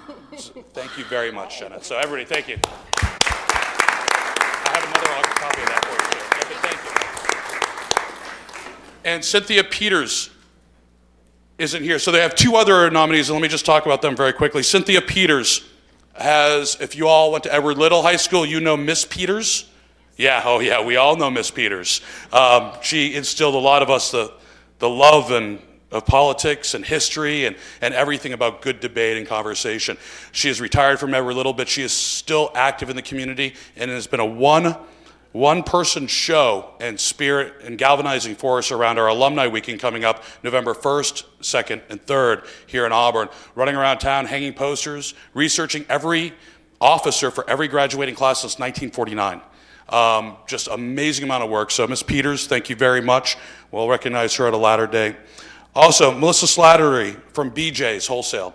A lot of people, we don't look at some of our businesses in town, but I gotta tell you, when we had our 150th birthday party and we had 50 some odd, 60 some odd cake locations throughout the city of Auburn, BJ's donated the vast majority of those cakes free of charge, saving us thousands of dollars and giving back to their community.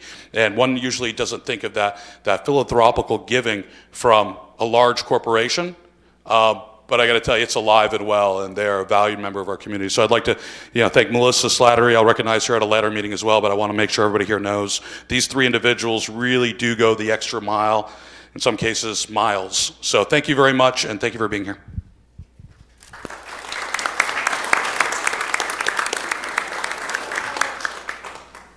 Okay, next on the agenda, we have a presentation, Bates College Agricultural and Natural Resource Survey by Dr. Eanes.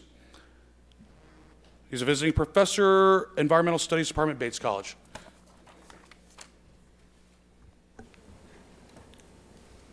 Thank you all so much for having me here today. Before I begin, I want to just point out some acknowledgments, that are due for the work that I'm going to present to you today. First, my research assistant, Hermione Cho, Bates College student, class of 21, and then as well 2 other research assistant students who are not here tonight as well. I want to thank the college for funding both the printing and the mailing for this survey.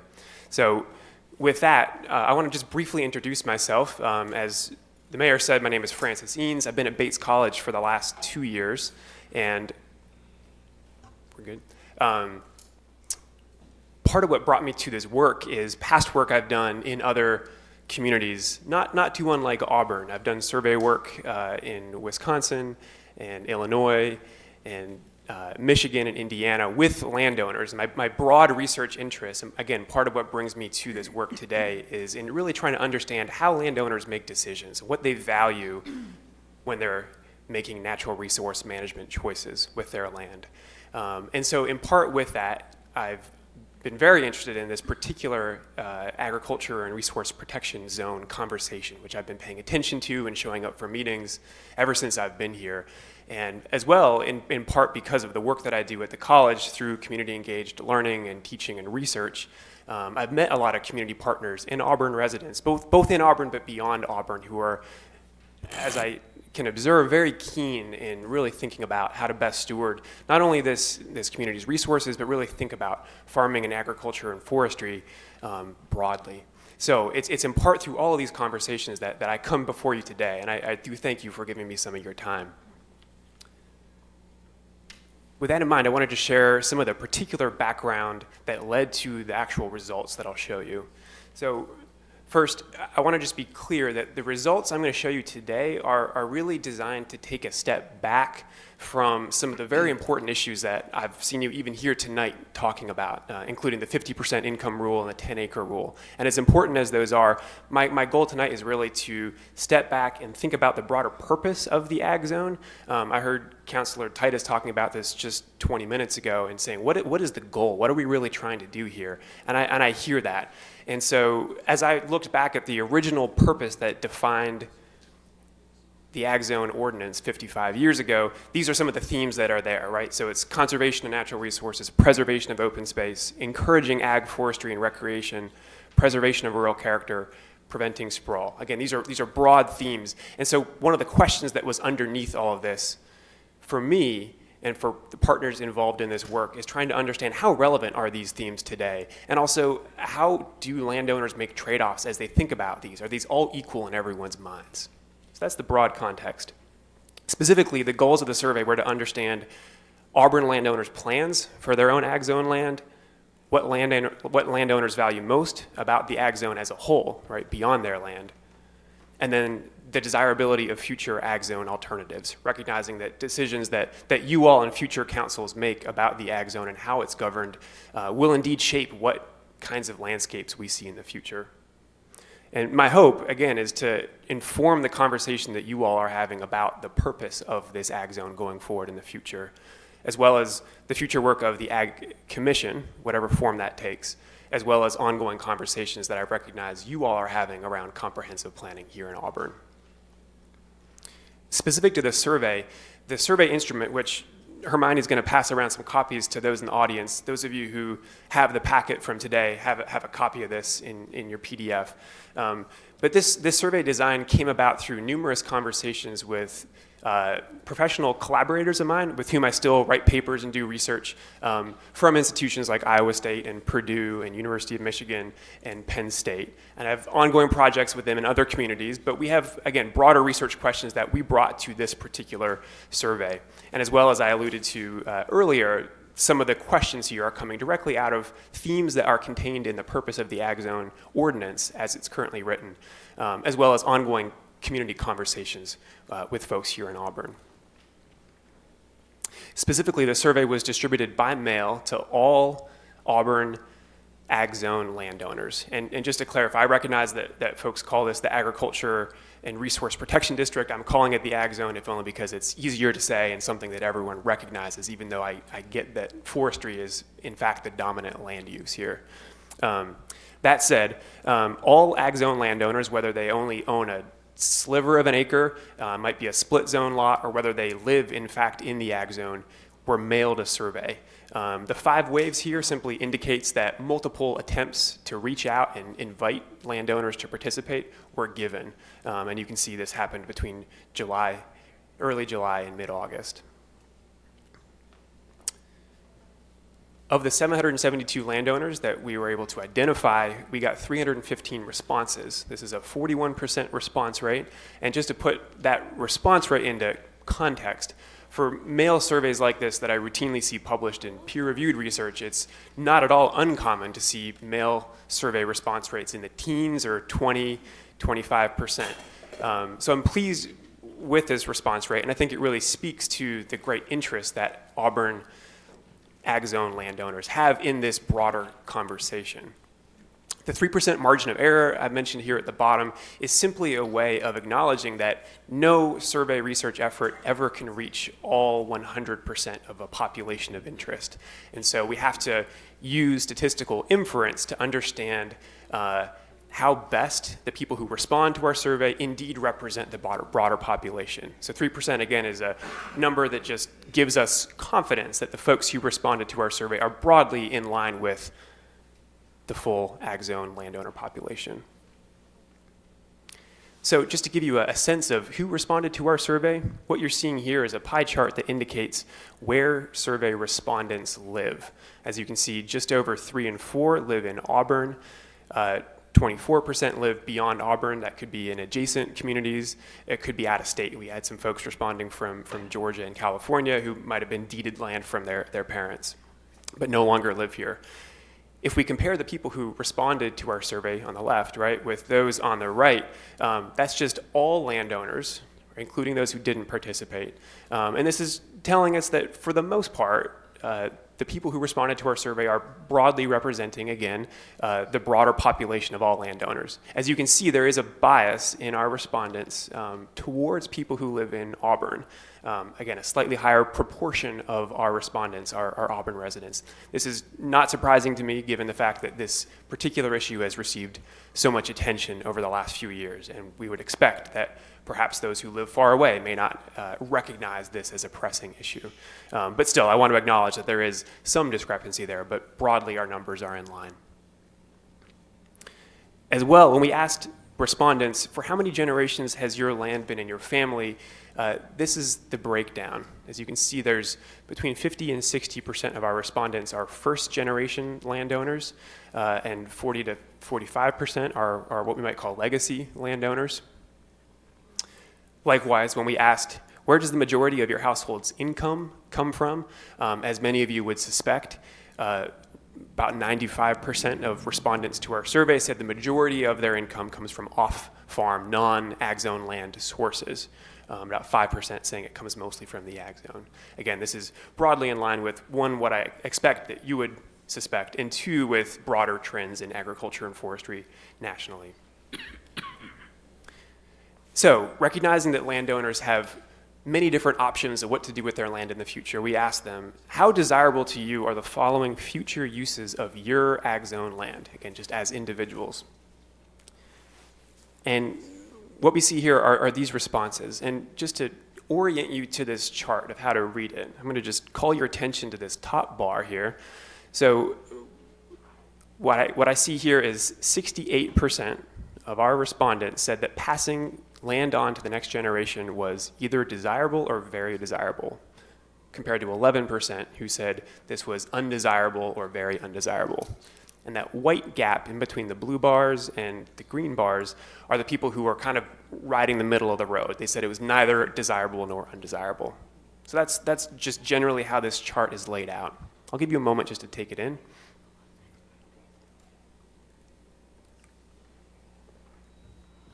And if I can just call your attention to a few observations that I make when I look at this, and I'd be curious to get more reactions from others.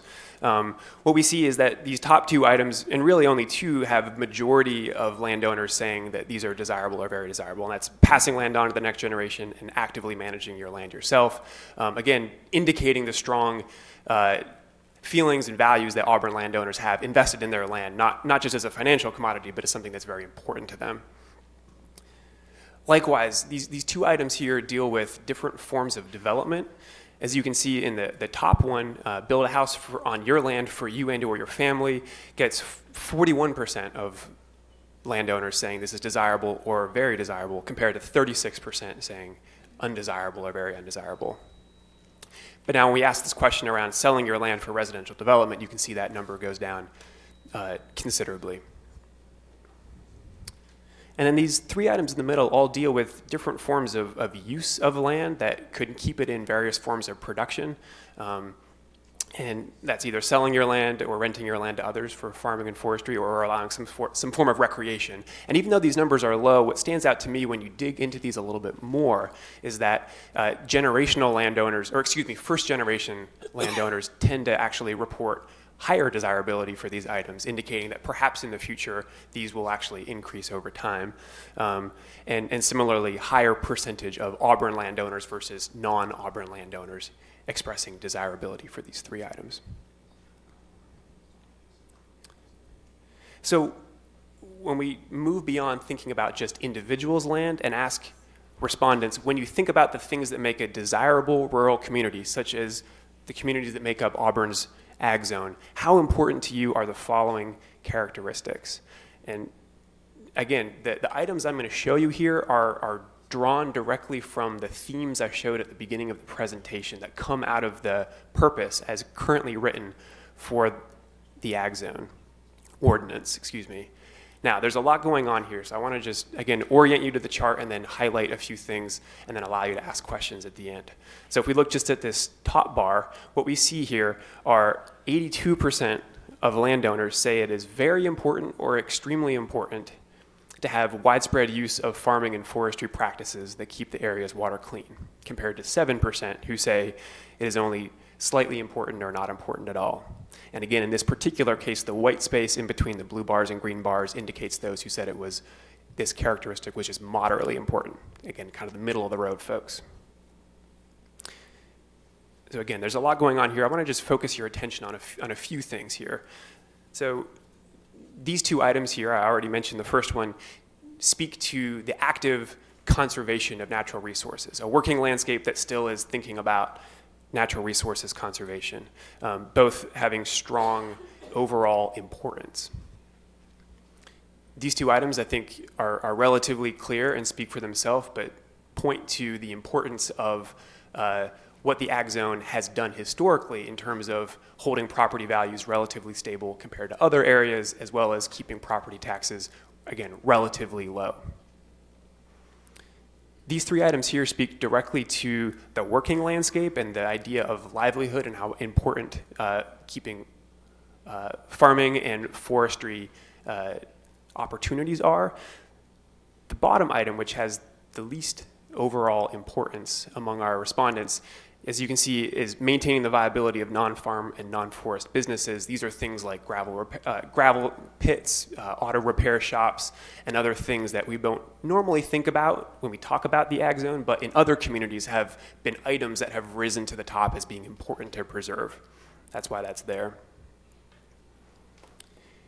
These two items here speak directly to development, both residential on the bottom and commercial development, industrial development. Again, speaking to the fact that, again, when we think about landowners' perspectives of the ag zone as a whole, these are items that rise to the top of people's minds about keeping development in check. And then these five items all speak to various dimensions of natural resources preservation for its own sake, right, regardless of a working landscape, as well as more typical recreation and amenity values, such as hunting and fishing, hiking, walking, biking. What I want to point out, perhaps most of all, is that 15 of these 20 items all have a majority of landowners saying that these characteristics are very important or extremely important. It's atypical, I should say, in survey work that I've done to see this kind of consensus for this many kinds of items. So when we ask respondents, as you think about the future of the ag zone, how desirable are the following possibilities? What we see here, again, just to orient you to the chart, in blue, we see 79% of respondents say it's desirable or very desirable to increase opportunities for ag zone farmers to sell their food to local markets, compared to 3% saying it's undesirable or very undesirable. Again, that white space is for folks who are, right in the middle. I'll let you look at this for just a moment.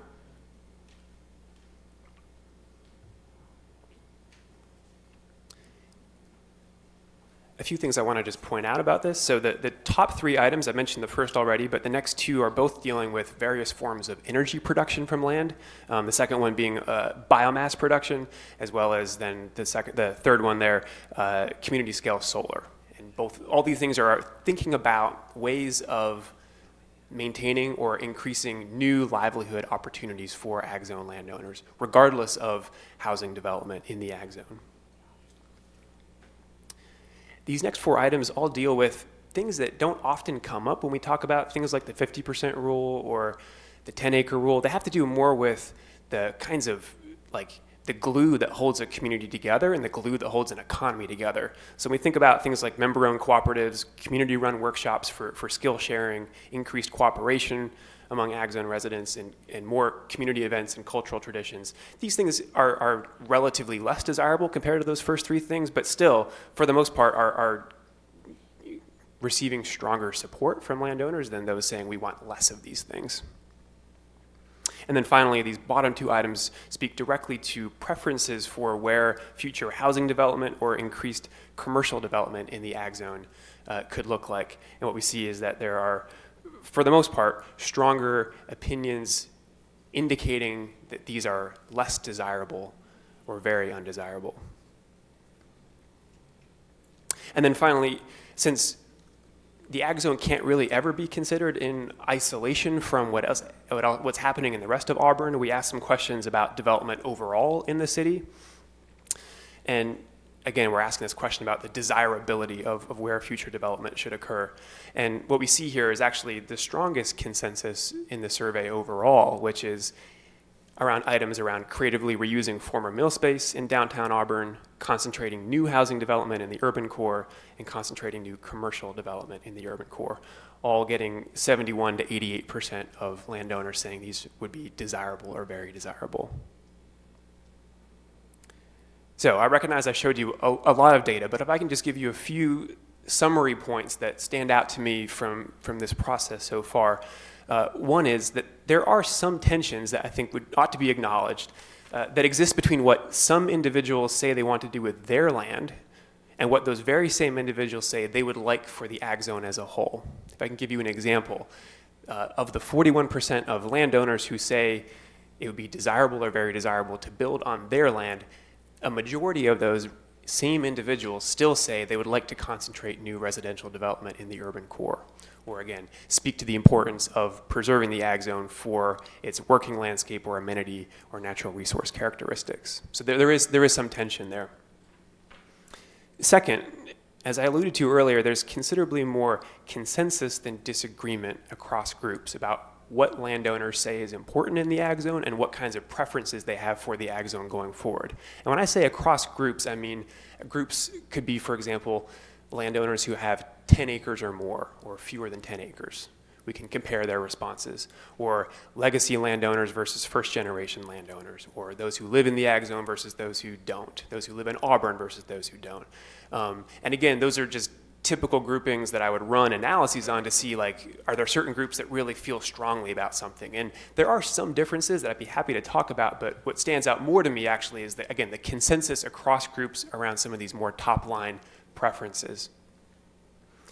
And then thirdly, although landowners, as indicated by a survey, do indeed think about housing and have opinions and preferences around housing, there are many additional community and economic characteristics that they say are as important, if not more important, as they think about what this ag zone is and ought to be in the future. And again, just to remind you, I've showed you this chart before, but these are some of those characteristics that they say are desirable or very desirable. And with that, I'd be happy to take any questions from you. Professor Eanes, thank you very much for your opinions and your opportunity, and thank you for the students at Bates that helped you and collaborated with you. I'd like to ask the council if there's any clarifying questions on the data that was presented. If not, we could go. I know you're a professor. I say this with all due respect. You could talk about this stuff for a semester, and you probably need to, in a lot of times. So, but for the consensus of time here and respecting that, are there any data clarifying questions, Councilor? Well, I want to say that we're incredibly lucky that we have this resource, that you can do this kind of research for us, and I very much appreciate it. And then secondly, I think that you are bringing a perspective and information to the work that we're doing that we would not get otherwise. And when the Ag Committee is created, this kind of information is going to help them to think more holistically. We've been focusing on the 50% rule and the 10-acre rule more holistically about the future of the ag zone. So thank you. Was there a question? No. Okay. Is there any questions? Data clarifying questions? I have a question. What would have completed this whole picture to me was that, have you thought about incorporating this study and sending it out to all citizens? We all pay taxes here. And we who live in residential, I'm one of them, we pay a higher level of taxes, which counteracts, the reason why people are able to pay lower taxes in farming, and I understand that. So we have opinions too. And I know you could have probably fleshed that out in your study so you could see, okay, this is what the residential people believe, this is what ag people believe, and you might have found there's a lot of commonality there too. It would have just made a complete picture. Did you ever consider that? And when you say residential, do you mean folks who live in Folks who rural are not residential? living in the ag zone. And of people who own ag zone land, or just No, any Auburn residents? Who live in the ag zone. Because my understanding is, someone told me that, I'm not really sure who you sent them to, were they all people who own property on the ag zone? Right. Okay. Again, so folks who received our survey was everyone who owns at least some piece of land in the ag zone, most of whom do not live in the ag zone. So just to clarify, are you asking why we didn't survey folks beyond ag zone landowners? Right. Yeah, I would love to. I think it's a fantastic idea. I think it would be a great thing to do. I'd be happy to support anyone who wants to do that, and if there are resources, I certainly would be happy to entertain a conversation to do that myself. I would love to know what those folks think. If I can just answer the question of why we didn't do it, it really came down to two things. One, limited time and resources, which I recognize is maybe a dull answer. But two was the more practical reason of given the process that has been going on for several years in the city, I know there's been an ongoing theme of, can we hear from more farmers? Can we hear from more landowners? And as much as I recognize the importance of hearing from everyone in the city, and I would love to do that. This was a deliberate attempt to bring in as many possible ag zone landowner voices, if only because they in some ways have the most directly at stake in this particular issue. Councilor Titus, data question, please. Yes, got a couple of them, but first I want to thank you for the survey. It was interesting to note that you did make that distinction that there were landowners who didn't want any building in the ag zone, but they wanted to build on their own land. So that's interesting. But two data questions. One of them, I noticed that there were a lot of questions related to maintaining accessibility for recreation, hiking and biking, and ATV. Did that mean that they were wishing people would have trails through their land? Or do you think they were asking that the city buy land in the ag zone and turn it into hiking, biking, and ATV trails? Did you get any distinction there? I can't answer that question reliably. Okay. We didn't get that level of detail. This is really thinking broadly at a communal scale of would you like more of these kinds of opportunities, regardless of the means. And I think So it may be in or out of the ag zone, or generally, or just within the ag zone? Asking specifically of within the ag zone lands. So it seemed like a high percentage of people would like to see more hiking, biking, and ATV trails within the ag zone.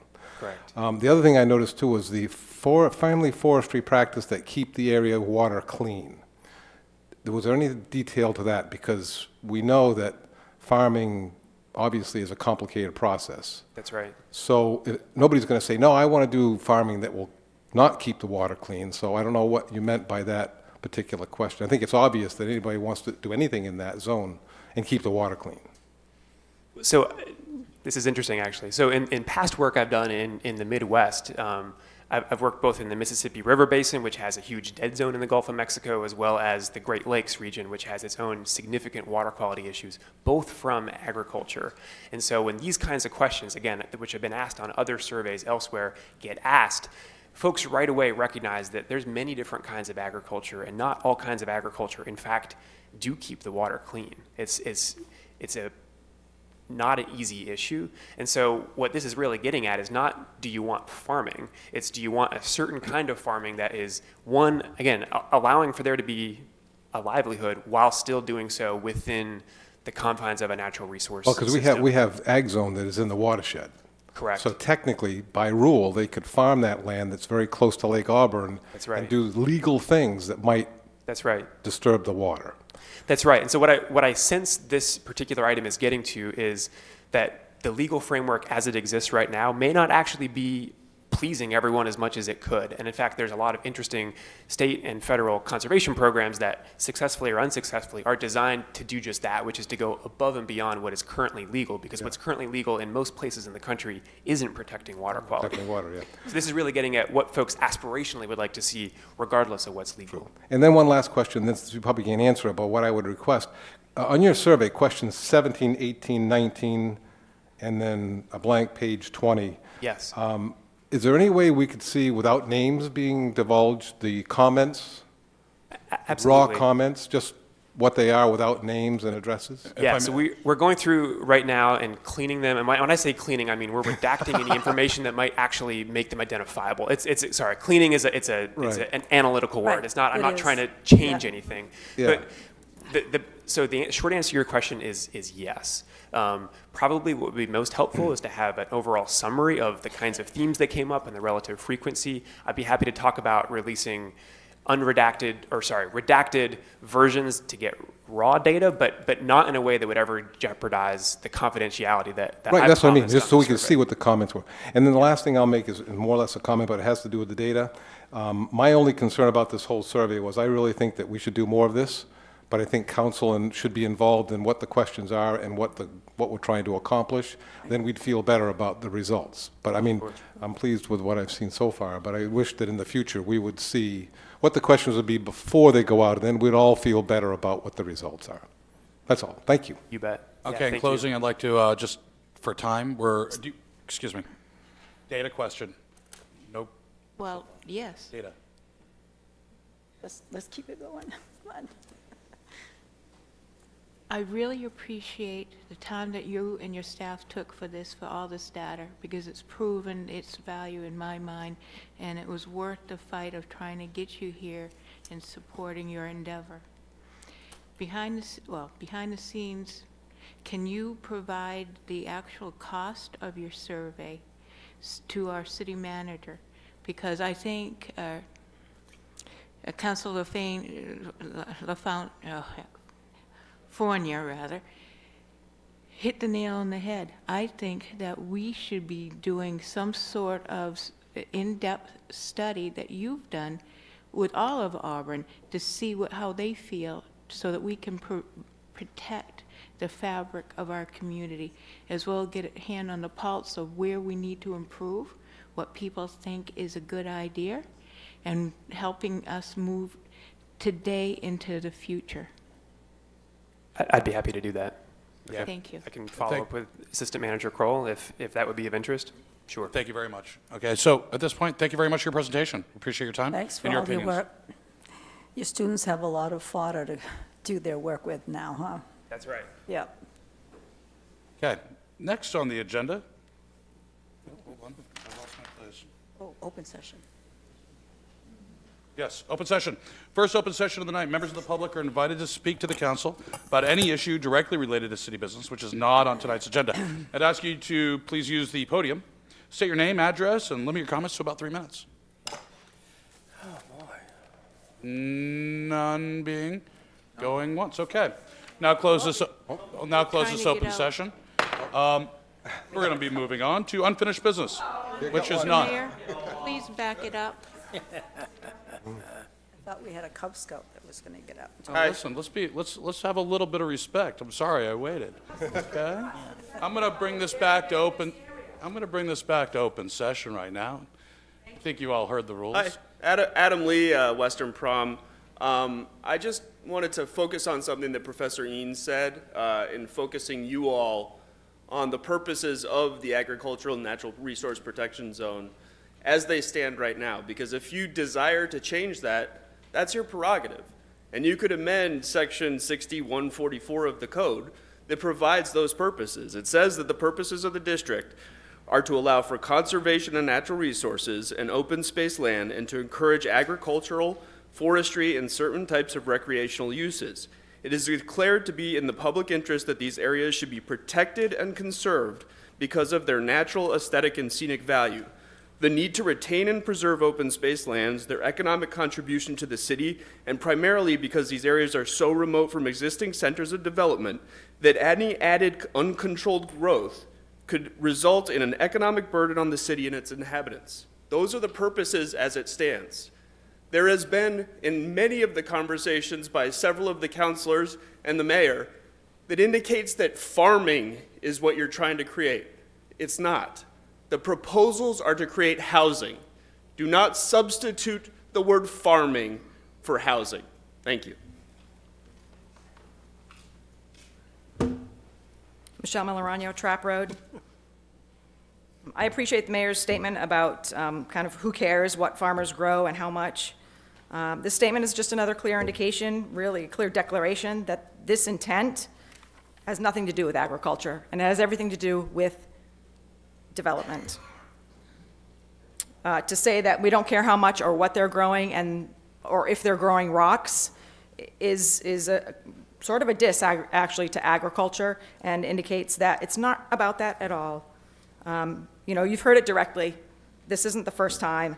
I'm sure you're tired of hearing me saying it. I'm tired of hearing it too, clearly.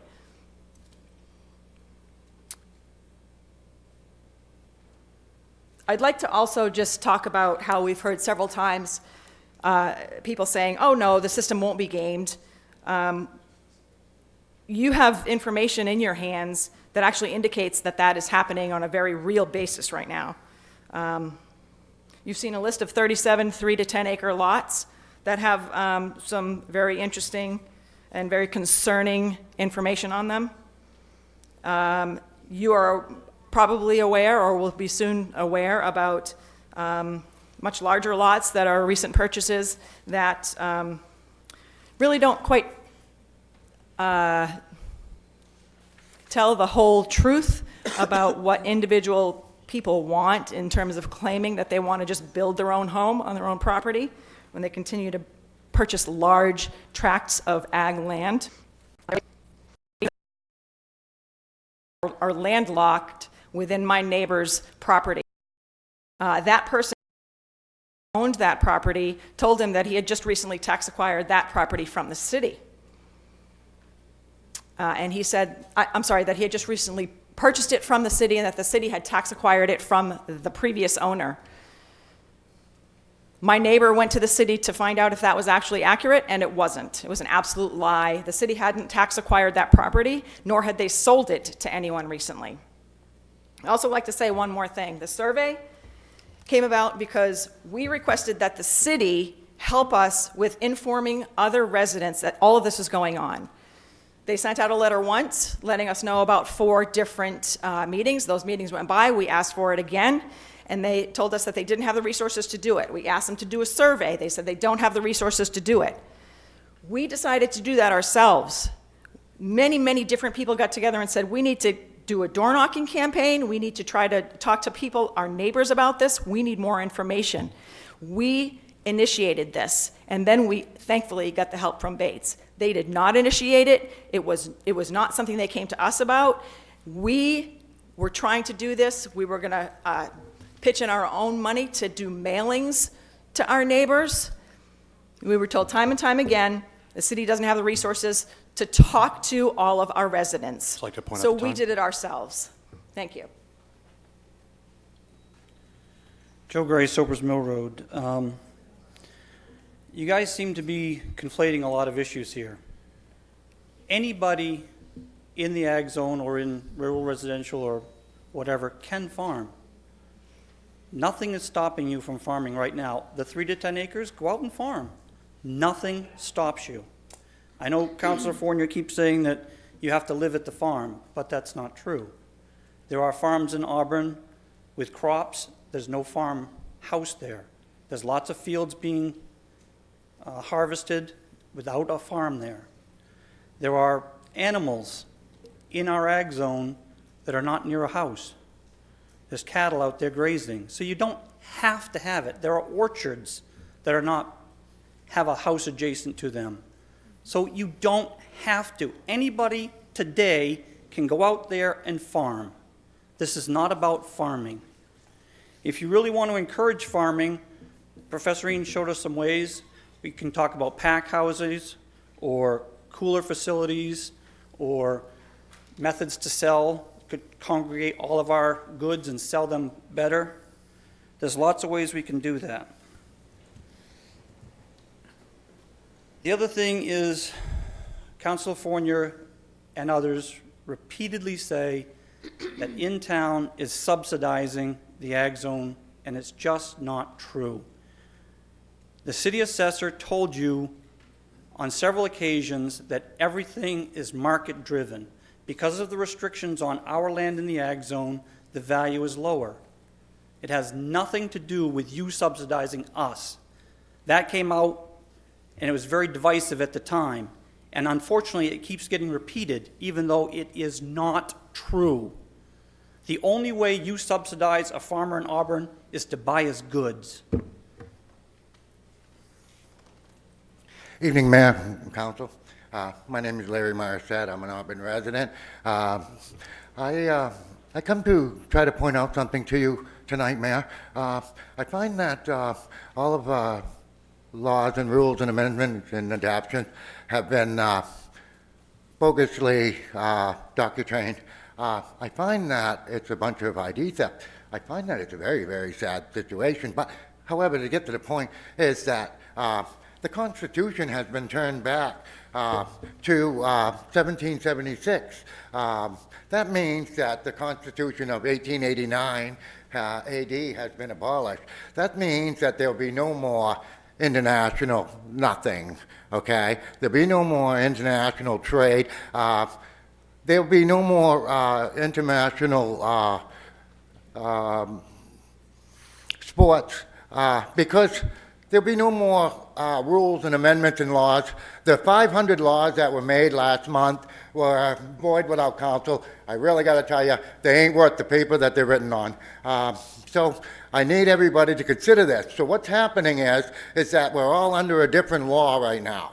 I had, as whistleblower number 1 and number 2, I had the Constitution of 1889, I call the bogus, grossly bogus Constitution of 1889 AD, that was to be snuck in and that we have a right to be a Democrat. Doesn't sound like me and us. I find that the taxpayers are being ripped off by their tax dollars for places like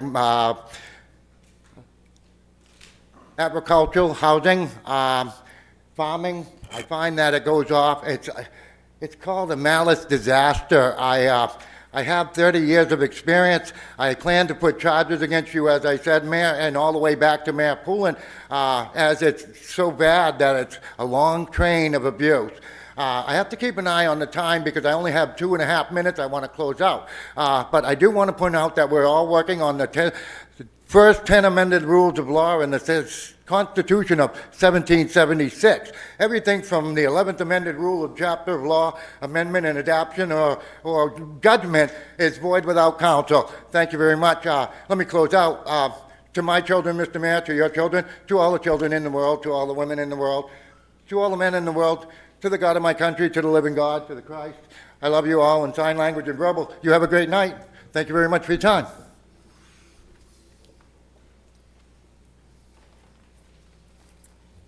Good evening, Marie Herrick, 470 Hatch Road.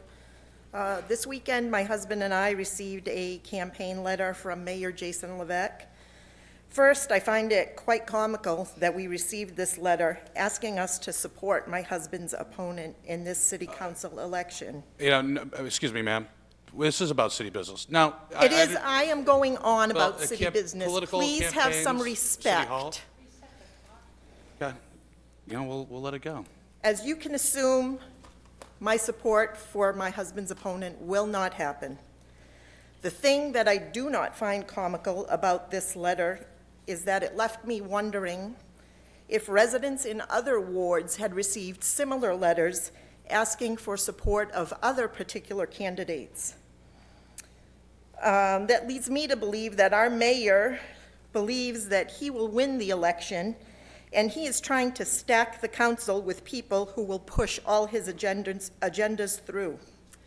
I am asking the current council and all future councilors to be independent thinkers. Don't vote on something because the mayor, the city manager, or your other council members want you to do so. Vote because you feel it's right for our constituents and the city of Auburn. Please listen to your constituents. Don't only listen, but hear what they are saying. If they attend meetings and choose to speak during a session, pay attention to them. Don't have sidebar conversations with the person sitting next to you. Be respectful of these people. They take their time and energy to come to these meetings. Show them the respect they deserve. Remember that all your decisions affect all these residents in this community. If a resident comes up here and has something to say and is held back because of our 3-minute constraint, contact him later, him or her. Find out what they had to continue saying. Or, better yet, ask for an extension of time so they can continue what they had to say. Another thing in that letter was something that I need clarification on. It states that we need to reform our land use ordinances to ensure tax fairness throughout the city. As it has been said before, we do have different land ordinances, but the piece of property that everybody's home sits on is taxed at the exact same rate. It's just the other land.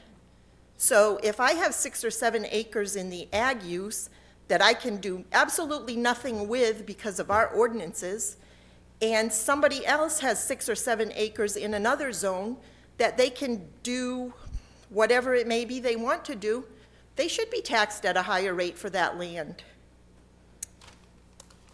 Thank you for your time and listening. Thank you. Is there anybody else who would like to speak in tonight's open session?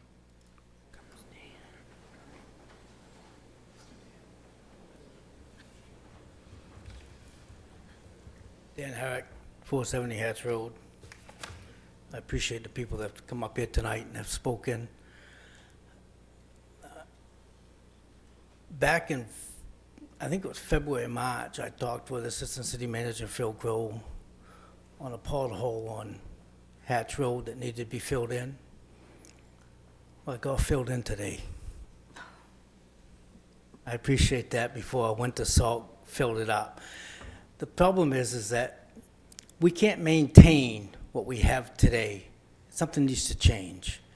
But I appreciate it being done, and I want to thank Public Works for getting it done before we filled it full of salt from the winter.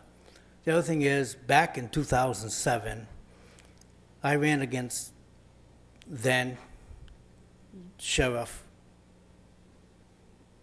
Eric Sampson. I lost by 9 points, 9 votes.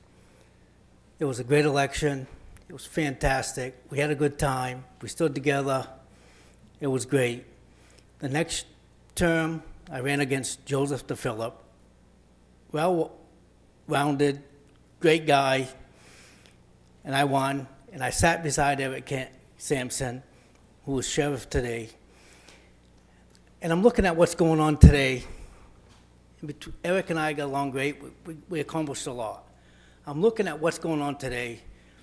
I am so discouraged. I cannot believe the disgusting things that are happening out there. I don't go on Facebook, but people stop by, they tell me, they call me, what's going on. There's rumors out there. There's mistruths out there. There's just so much misinformation that it's terrible. It's terrible. Why would anybody want to be part of this? This city is going down with what's happening in this and what's going on with just this election. It's horrible. It's horrible. I don't even know how to talk because it's so bad.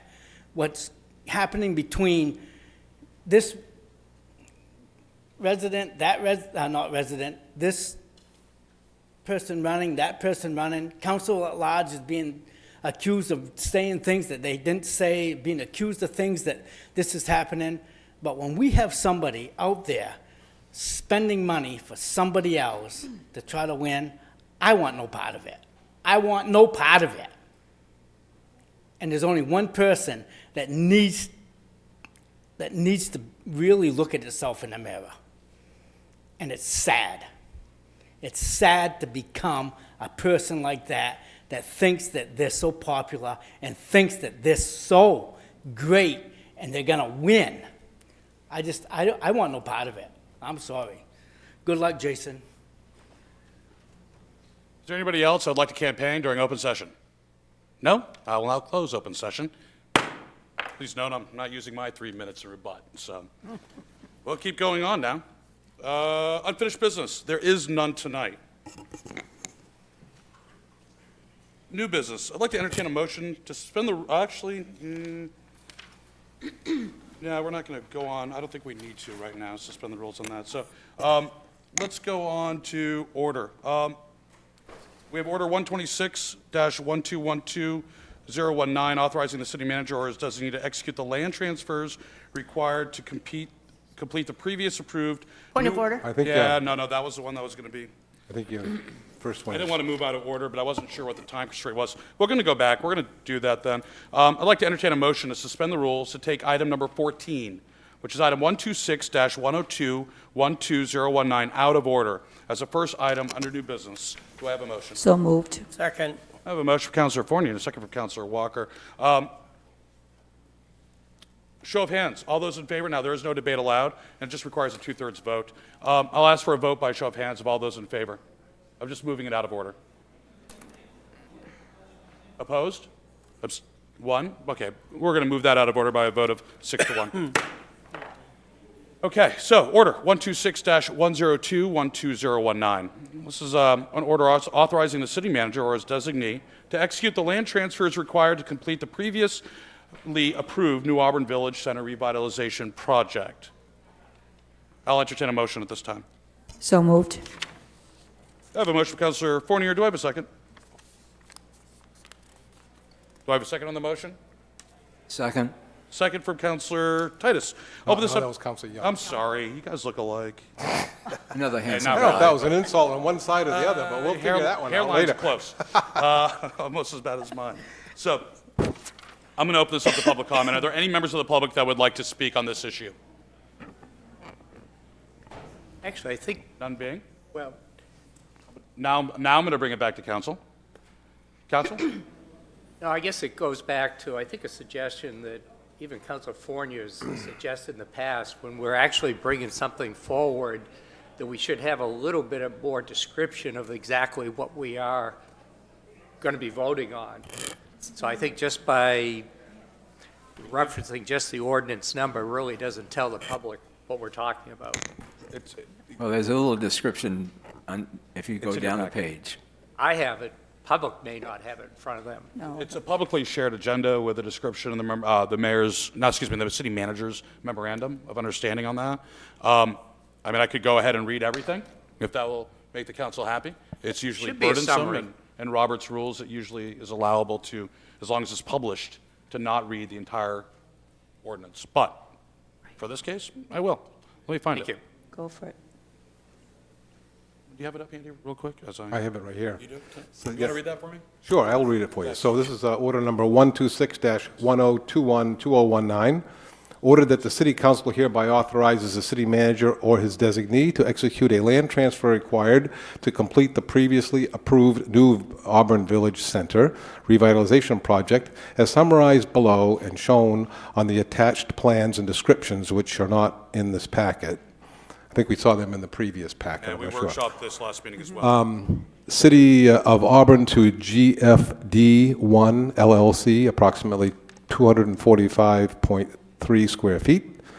GFD1 LLC to the City of Auburn, approximately 520.6 square feet.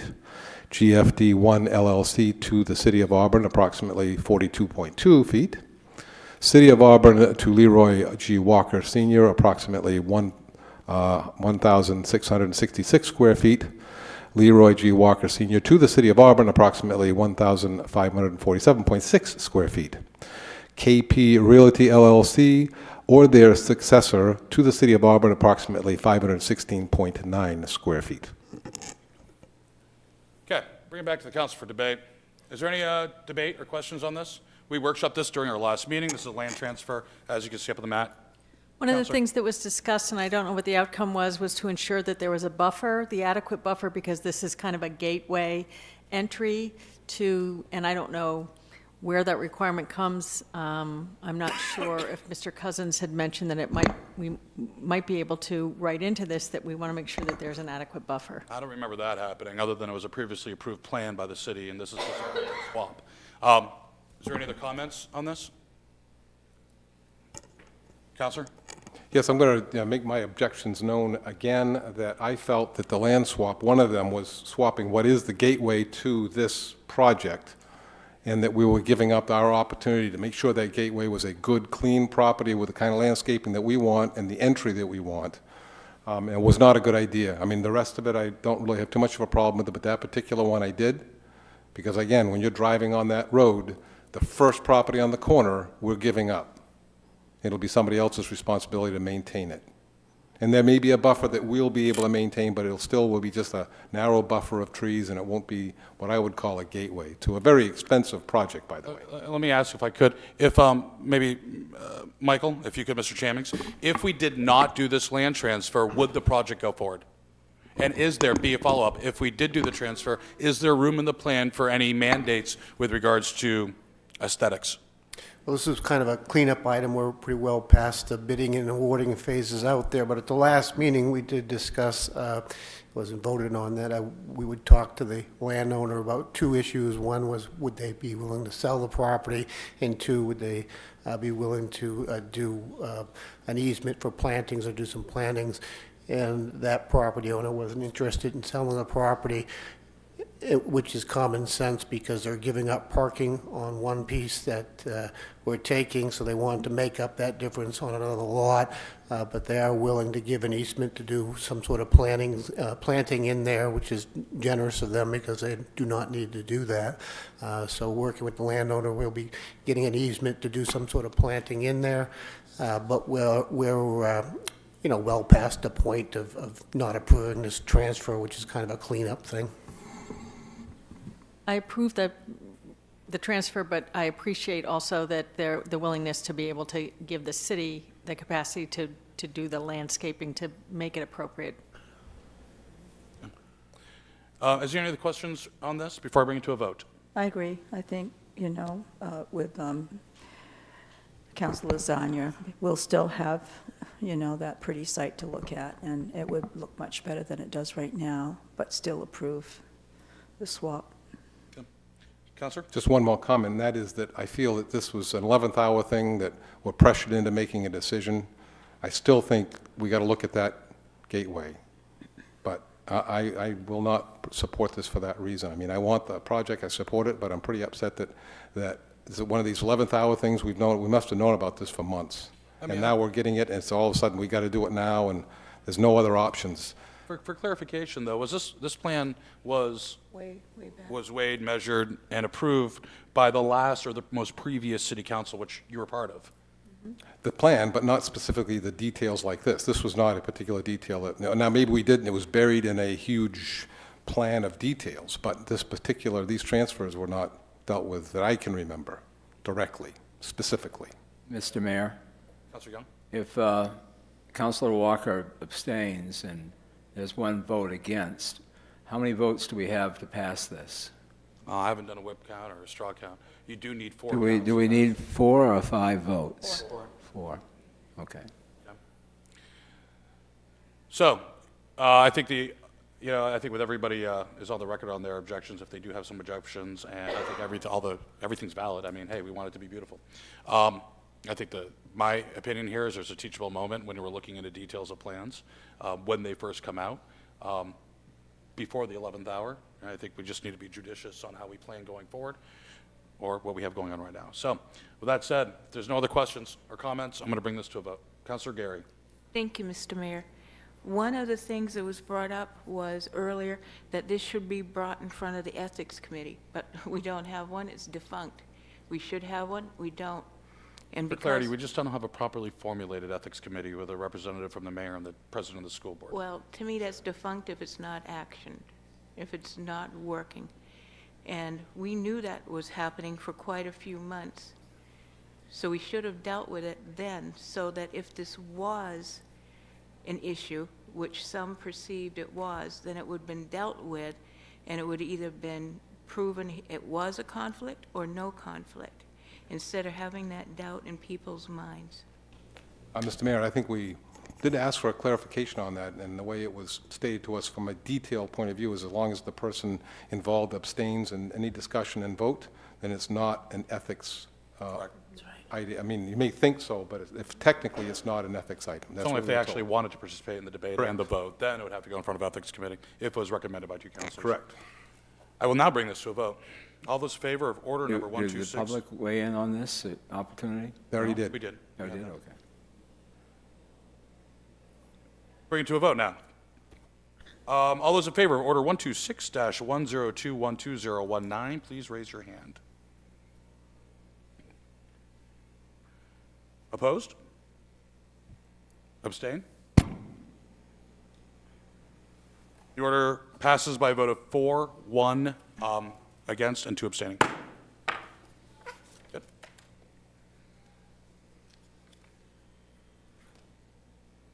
I'm going to stay. Next, we have ordinance 13-102-12019, amending general assistance maximums. This is a public hearing and first reading. I'll let you get a motion at this time. So moved. Second. I have a motion, Councilor Fournier, a second from Councilor Walker. I'm going to open this up to the public. Is there anybody from the public who would like to speak on general assistance minimums that are being increased per state guidelines? Nope. Bring it back to the council. Any debate? We workshopped just as a reminder last meeting. Yep. Would you bet? No? I'm going to ask for a vote. All those in favor, please raise your hand. Point of order. Roll call. Roll call. I'm sorry on this one. Thank you. Ms. Clerk? Counselor Titus, Yes. Counselor Fournier, Yes. Counselor Walker, Yes. Counselor Young, Yes. Counselor Gary, Yes. Counselor Lasagna, Yes. Counselor Hayes. Yes. Okay. The order passes by a vote of 7-0. Next, we have several board and committee appointments. Do I have a motion? So moved. Second. I'd like to take one motion, Counselor. Are you, Counselor Gary? If you Mr. could, Mayor. please. Thank you. Thank you, Mr. Mayor. On order 115-102-12019, I would like to reappoint Arthur Wing to the Auburn Housing Authority with a term expiration of 10/1/2024, as nominated by the Appointments Committee. I'll second that. On order, do you want an individual vote, or you want me to keep running? Unless there's an objection to individual. Mr. Mayor, as a point of order, there is an objection to one item, so I don't know if you need to stop Then this. we'll and- stop and do everyone in turn then. If we have an objection to one item, we will. So right now, we have motion number. Please give us that motion number again, please, or order number. On order 116, No, one, yeah. 115. oh, okay, Have to go back. sorry. Not your fault. On order 115-102-12019, reappointing Arthur Wing to the Auburn Housing Authority with a term expiration of 10/1/2024. On order 116-1... No, I'm sorry, Counselor. We're just going to do one at a time. Oh, Order one at a time. Do I have a second on that motion, on that order? Second. Motion, thank you. I got a second for Counselor Fournier. Debate, have any conversation within the council on this nomination? None? Okay. Ask for a vote. All those in favor? Opposed, abstained, none being? The appointment of Arthur Wing to the Auburn Housing Authority is approved by a vote of 7-0. on order 116-102-12019, reappointing Nikki Shabbat to the CDBG Loan Committee with a term expiration of 10/1/2022. On order I know which one he wants, or which one he's going to object to. Just go with one at a Okay. time, please. Do I have a second on this order? Second. Okay, go ahead. That was a motion for Counselor Gary and a Young. second for Counselor Young. All those in favor? Opposed? None being? Appointment's approved by a vote of 7-0. Next, On order 117-102-12019, reappointing Paula Curtis Everett to the Park and Recreation. I know I Skip messed one. one up. CDBG. I knew I would do that, sorry. Sorry, I fouled things up. Okay, on order 117-102-12019, reappointing Ann Parker to the CDBG Loan Committee with a term expiration of 10/1/2022. Seconded. Motion by Counselor Gary and second by Counselor Hayes. All those in favor? Opposed? None being? Passes by a vote of 7-0. I'll just keep going on here on this one, Counselor Gary. So next, we have a motion, I need a motion on order 11-8-102-12019, reappointing Paula Curtis Everett to the Parks and Recreation Advisory Board with a term expiration of 10/01/2021 as nominated by the Appointment Committee on 10/15/2019. Do I have a motion? Seconded. Do I have a motion? Motion. moved. I got a motion for Counselor, you guys are going to kill me tonight. Counselor Titus and a second by Counselor Hayes. All those in favor? Opposed? Abstained? Passes 7-0. Next, we need a motion on order 119-102-12019, reappointing Timothy Kugel to the Parks and Rec Advisory Board with a term expiration of 10/01/2021 as nominated by the Appointment Committee on 10/15/2019. So moved. Seconded. I got a motion by Counselor Fournier, second by Counselor Hayes. All those in favor? Okay. That order passes by a vote of 7-0. Next, I'm going to need a motion on order number 121-102-12019, appointing Dennis Connolly Sr. to the Recycling Ad Hoc Committee for a 6-month term, which may be extended to 12 months, as nominated, I'm sorry, excuse me, Miss- backtrack. Order 120-1021-2019, reappointing Michael Thurston to the Parks and Recreation Advisory Board with a term expiration of 10/01/2021 as nominated by the Appointment Committee on 10/15/2019. Do I have a motion? So moved. Seconded. I have a motion for Counselor Geary and a second by Counselor Hayes. All those in favor? Opposed? None being. Orders approved by a vote 7-0. Next, Order 121-1021-2019, appointing Dennis Connolly Sr. to the Recycling Ad Hoc Committee for a 6-month term, which may be extended to 12 months, as nominated by the Appointment Committee on 10/15/2019. Do I have a motion? So moved. Second. Second by Counselor, a motion by Counselor Geary and a second by Counselor Lasagna. All those in favor? And that passes by a vote of 7-0. Next, we have Order number 122-1021-2019, appointing Rebecca Lloyd to the Recycling Ad Hoc Committee for a 6-month term, which may be extended to 12 months, as nominated by the Appointment Committee on 10/15/2019. So moved. Seconded. Motion by Counselor Geary and a second by Counselor Hayes. By All- Counselor Lasagna. Lasagna. Start making you see your- Don't keep your head down so much. Listen. Well, I'm listening, but they sound alike. All those in favor of the order? Opposed, abstained, none being. Order passes 7-0. Next, reappointing Michael Matthew to the Zoning Board of Appeals as a full member with a term of expiration of 10/01/2022, as nominated by the Appointment Committee on 10/15/2019. Do I have a motion? So moved. Motion, Counselor Forney. Do I have a second? Seconded. Counselor Hayes. No, actually, Leroy did No, second Counselor. first. Walker Zanecko. Hayes. It's like you're married. All those in favor? Opposed? Abstain? Abstain. Yes. I'm sorry. Abstain. I have 2 abstains on this? Okay. The order is, passes by a vote of 5-0-2. Next, we have Order 124-1021-2019, appointing Cindy Russo to the Zoning Board of Appeals as an associate member with a term of expiration of 10/01/2022, as nominated by the Appointment Committee on 10/15/2019. Do I have a motion? Motion. Second. Motion from Counselor Walker, second from Counselor Fournier. All those in favor? Opposed? Abstain? Order carries by a vote of 6-0-1. Next, Order number 125-102-12019, appointing Kelsey Earl to serve on the Lewiston Auburn Transit Committee, LATC, for a 3-year term. Do I have a motion? So moved. You got a motion, Counselor Mr. Fournier? Mayor, Sorry? I'd like to take this under advisement. Oh, Could I we need to have- please oh, I table need to have a this? full Second. motion first. Oh, I'm sorry. Motion, and now we have a second. I have a motion from Counselor Forney. Do I have a second? Seconded. Second from Counselor Hayes.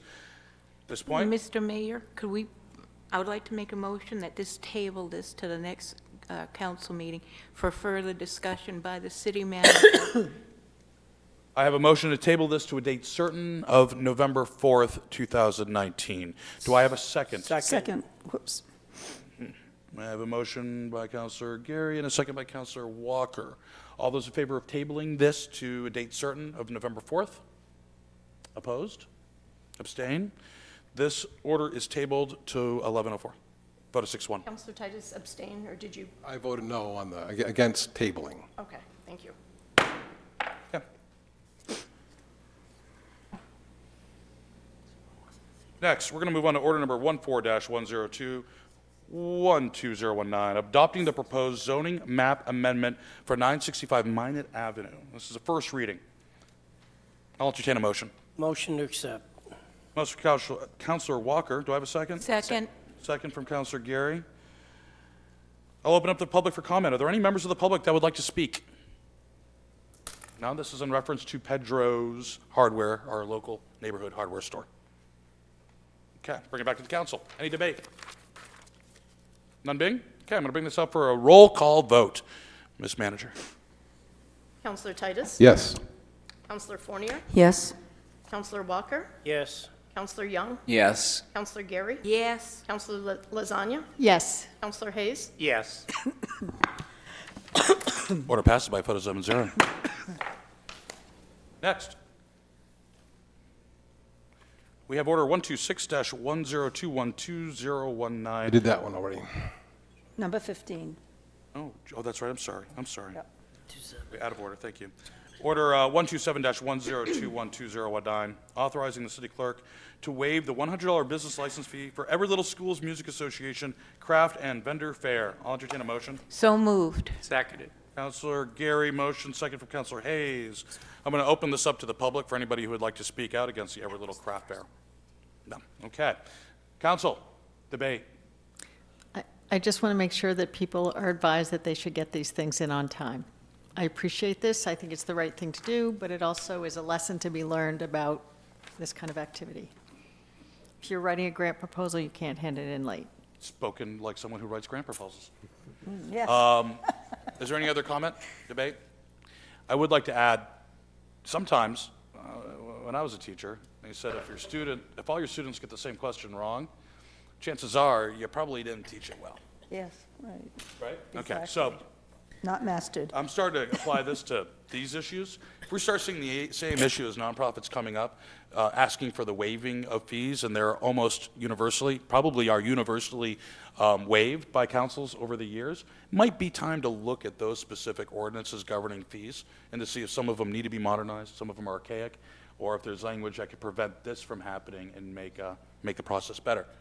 So just throw that out there, and maybe I'll talk with administration to see if we can get that on an agenda to look at in the near future. I think that's a good idea because, I mean, everywhere I go, like you all also, I'm sure, everywhere you go every day, people are looking for money for various reasons that can't afford it. So I think we need to take a look at how many of these we get and what the total is, and is there something they can do to fundraise a little bit to defray some of that cost. Sometimes this is not worth charging them if we're never going to build them anyways. If we're not going to, yeah. So we might want to look at some community standards along with that. Right. So I'll See what the history looks Roll, like if we that could look we've at done maybe so in the far. future.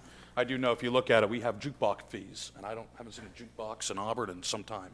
So, and bowling alley fees. I haven't seen a bowling alley here in some time either. Okay, very good. I'm going to ask for a vote by show of hands. All those in favor of waiving the fee? Opposed? Abstained? None being. Order passes by vote as observed.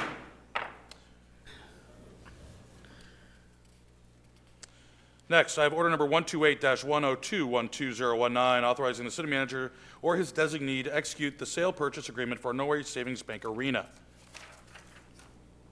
So moved. Second. I have a motion from Councilor Titus and a second from Councilor Lasagna.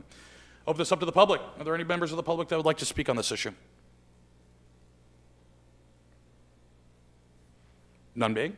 Bring it back to the council. This is something that we haven't talked about in a few months, but we did talk about it extensively during budget season, of course. Is there any other comments, questions? Councilor Titus. Mr. Mayor, I'd just like to make the comment that this purchasing the ice arena is really a savings to the city. Sometimes there's rumors out there that we're buying the arena, so we're obligating ourselves, but we had obligated ourselves when we did this a few years ago with a lease that was a 30-year lease we couldn't get out of. And so this particular deal is at least going to save us some money over the long term. Okay, Whether I you thought you agree said it with the wasn't going arena, whether you agree with the arena or you don't agree with the arena, doing this particular thing will save us some money. So I just want to make it clear that we're not doing something new. We're just trying to refinance something that we had already done several years back. Good point. Mr. Chamings? I'm sorry, Ms. Eastman, do you have the total amount saved on bonding versus leasing? I want to say, I don't want to give a misquote. I think it was between $2.5 and $3 million. Plus, we're shaving off 5 years of interest payments. Yeah. But our annual notes, if you would, our annual payments are going to be relatively the same as they currently are? Yeah, they're actually going to be a little less. Okay, very good. So, good clarification there. I think everybody should know. Any other comments? Councilor Gary? Thank you, Mr. Mayor. When the concept coming of having an ice arena, I was one of them that had voted against it. Not because it was just a bad idea, well, it was because the details and information kept switching, sometimes 2 or 3 times during a meeting. I'm not going to vote for this, even though it may be a worthwhile endeavor, because there is no written proposed plan, everything in detail written down, something that we can hold, look at, and read. And we make other agencies, when we work with them and they want to bond, they have to have a detailed written plan. I feel we should do the same, and I will not be voting for this tonight. Could I add to that? That's a good point that you made. I think that we need a plan. This is a business that we will be owning. We need a business plan. In addition to, updates on a regular basis on how we're doing, because we've had a history of, always being in the red, and now we keep trying to push it up so that we're not. And I know this is a difficult thing to do, because I've heard from many people, many other communities who have this. It's hard to make ends meet when you do run recreation. You're lucky if it's it's flatlined, so that but that would be good because you're not losing any money. But I think that's an excellent point, and I think that the first thing we should do is ask the manager to take charge of this and to start work on developing a business plan for this. This is a big thing, a real big thing. Councilor Titus? Well, thank you for one more bite. I just wanted to clarify. I don't want people to think that there isn't a business plan, because it was when we first did it. It was proposed to be a winner making money, but it is not. Now, it's been good for the community in other ways, and you can argue one way or another how it's benefited the community, but in terms of a cash flow positive endeavor, it's probably never going to be. Refinancing this, however, will save some dollars. So the business plan is already in place, and I agree with that. we get updates every month when we have our financial reports to show how the arena is doing financially. Hopefully, we will get more updates showing what we're doing to market and make it better. But my feeling is we can't expect that particular institution to be cash flow positive. So we need to find ways to save money, and by bonding this, we've saved money over the long run. Right. It's the only thing we can do, because we're stuck in a 30-year lease. I agree. So plans or not, I know the plans, I've seen it. Unfortunately, it's not going to be a money maker. Now, you can all judge whether or not it's good for the community in various ways, and so the money spent is worthwhile. But it's there, it's all clear. I haven't seen, one with the sports tourism is the same thing. I've been asking about a business plan for sports tourism, then this would be really actually kind of the center of that business plan. So I would love to see that. I think it's a good idea. I appreciate the work that Ms. Eastman has done to look at this. I have all confidence that this is a better deal for us, but I don't understand the larger picture. This is very central to the sports tourism and moving forward. I think I want to respect everybody's opinion on that. I don't want to convolute the question at hand in the order, which is specifically about refinancing. I think staff probably gets the point that this is a recurring theme that needs to be discussed, Exactly. Which is the overarching ROI or business model of sports tourism. And Councilor Lozani stated, this is going to be a centerpiece, one of. So just to clarify, Councilor Titus is correct. I can probably provide for you at least 2 pro formas that were done that outlined what the arena would or would not do and how it would perform. We also did analysis of the last 5 years of income and spending. So that is being developed currently for a future presentation. And then there's also the plan that's being developed as well. That is underway, and that will be done also at a future presentation. And that's the sports tourism plan? That's correct. Great, thank you. Very good. If there's nothing further, I'd like to bring this up to a vote by a show of hands. All those in, is it a show of hands, or is this going to be roll call? Okay, even for the bond? Okay, very good.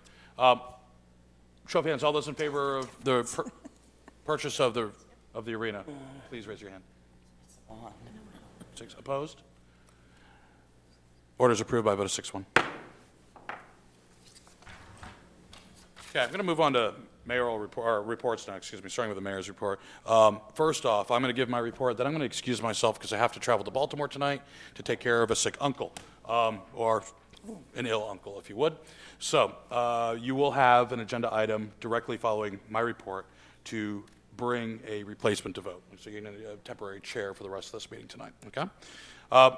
On the reports, a lot of things happening in Auburn, of course, from Museum in the Streets to our new art installation that's happening down in the Riverwalk.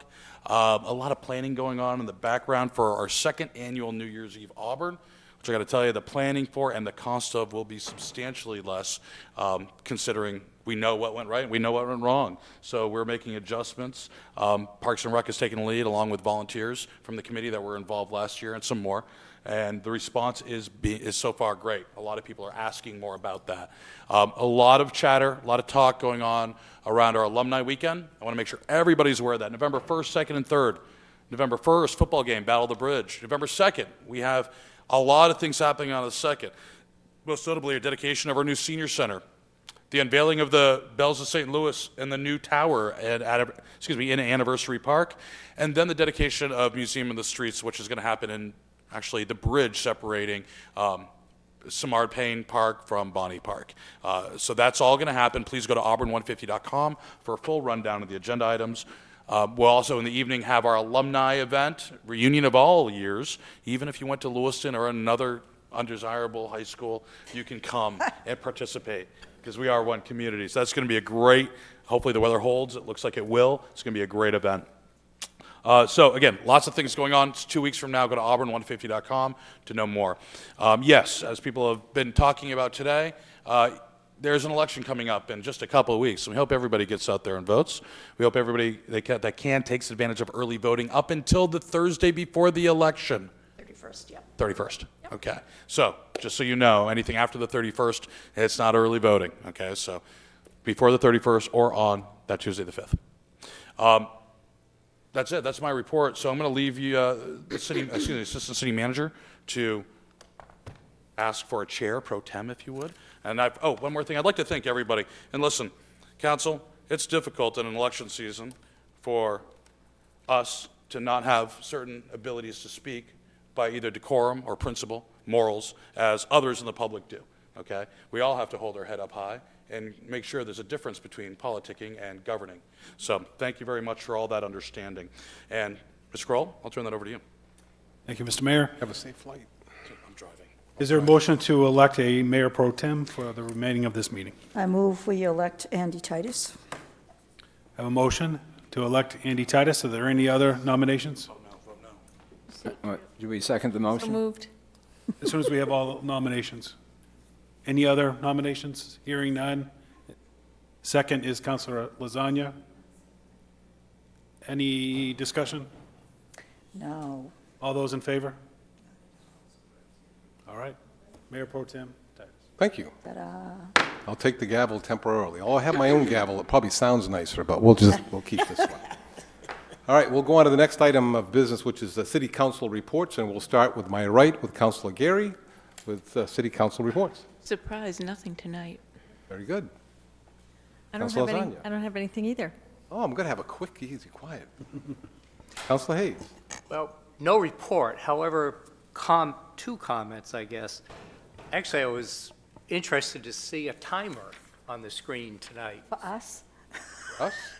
Well, when Not a somebody bad stepped idea. to the podium to speak. Oh, there was one. Yes, I guess, We've been doing that for the last several We've had it months. for a while. really? Okay, Yeah. I guess I haven't noticed.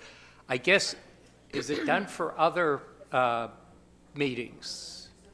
Well, in the school committee, it's written underneath, part of our agenda that it should be no more than 3 minutes. Okay. 3 or thereabouts. I guess what I'm thinking is if we're going to show it for council meetings, it should be up there for the school board meetings as well. You mean the ticking off, you mean? Yes. Oh, yeah, I agree with that. Yeah. And I think that if we're going to hold it to 3 minutes, school board should hold it to 3 minutes. And those, So I think the clock will be Right. helpful in doing such. and what you're talking about is policymaking. Those are policies, so we. All right, I think it's in your policy as well, Right, yeah. correct? And ours, I'm not sure. I mean, I'll check it I out. think it was read, Well, in it's our- read at your meetings. When it comes to open council, it's the city the mayor that has a purview of deciding what goes on during open session. I don't think is it You not have a- certain policies that you've already adopted as, not you necessarily, but previous councilors have adopted. And the 3-minute We rule is there? utilize that. Currently, the language talks about the 45 minutes during the open session and then allowing for the second open session. Correct, the As time- far as the 3 to 5, that That's is determined by the mayor's, mayor. and also, whether to have one or not, we determine that too. Right. So I think that's got to be the the school committee chairman's purview to set up the time limits, Okay, right? I guess I would request, if the city's going to have the timer before us in our meetings, that the same would be done for other meetings, they're televised. Yeah, a time, I don't, they should be able to do that. I mean, Yeah. we just haven't asked for it. And I guess the other comment, that was presented, and that I am concerned with the use of social media.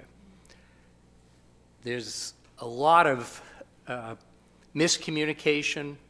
I think it's very targeted communication. To me, it's poor communication in the sense that it's very easy for somebody to tweet something out, as we know, and put out information unchallenged. I think it's become a very common means of communication, but boy, there's nothing like person to person. There's a lot of communication that's in tone, facial expression, body language, and I think, unfortunately, our social media has avoids all that and allows one to be just too free to communicate whatever they want to say, which, good or bad, true or false. Thank you. Okay, well, I guess leaves my report. Since our last meeting, I was not able to attend the sewer district trustees meeting. I had another engagement. I also, unfortunately, missed the budget committee for the county because I went to a filtration presentation done by the Auburn Water District, and it just got into details about the filtration, history of the watershed and protection of what we've been doing over the years to avoid filtration, and then also went into various scenarios of filtration and what it might cost. Although the studies were fairly old, I did talk about up to $30 million of expense to do the filtration, but it didn't talk about ways that could be paid for or how it would come about.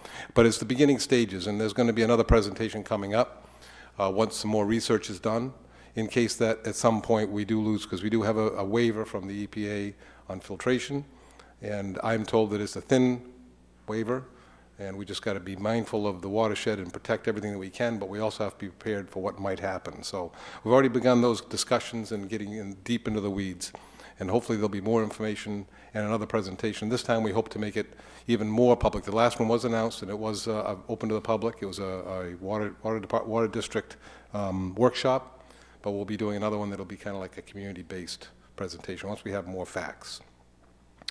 Also with the water district, we're into budget season, so we've been studying what's been going on, proposed somewhere around a 5% increase between the two. So we'll be looking more at budget season. It gets pretty busy there. Other than that, I don't have any other issues, except I did want to bring up two questions. Maybe we can look at the future. One of them is I'd like to have this council, and it may not be myself on the council at the time, but this council needs to look at our 5-year CIP. It's a long time, sometime by the end of the year, first of the year, long before budget season starts. That's the 5-year plan. I really feel that 5-year plan should be a true 5-year needs plan and not a 5-year wish list plan, and make sure that we're not starting out with an annual CIP that starts out at $15 million that we got to whittle down to 5. It just doesn't make sense. So I would like to see that come up as a future.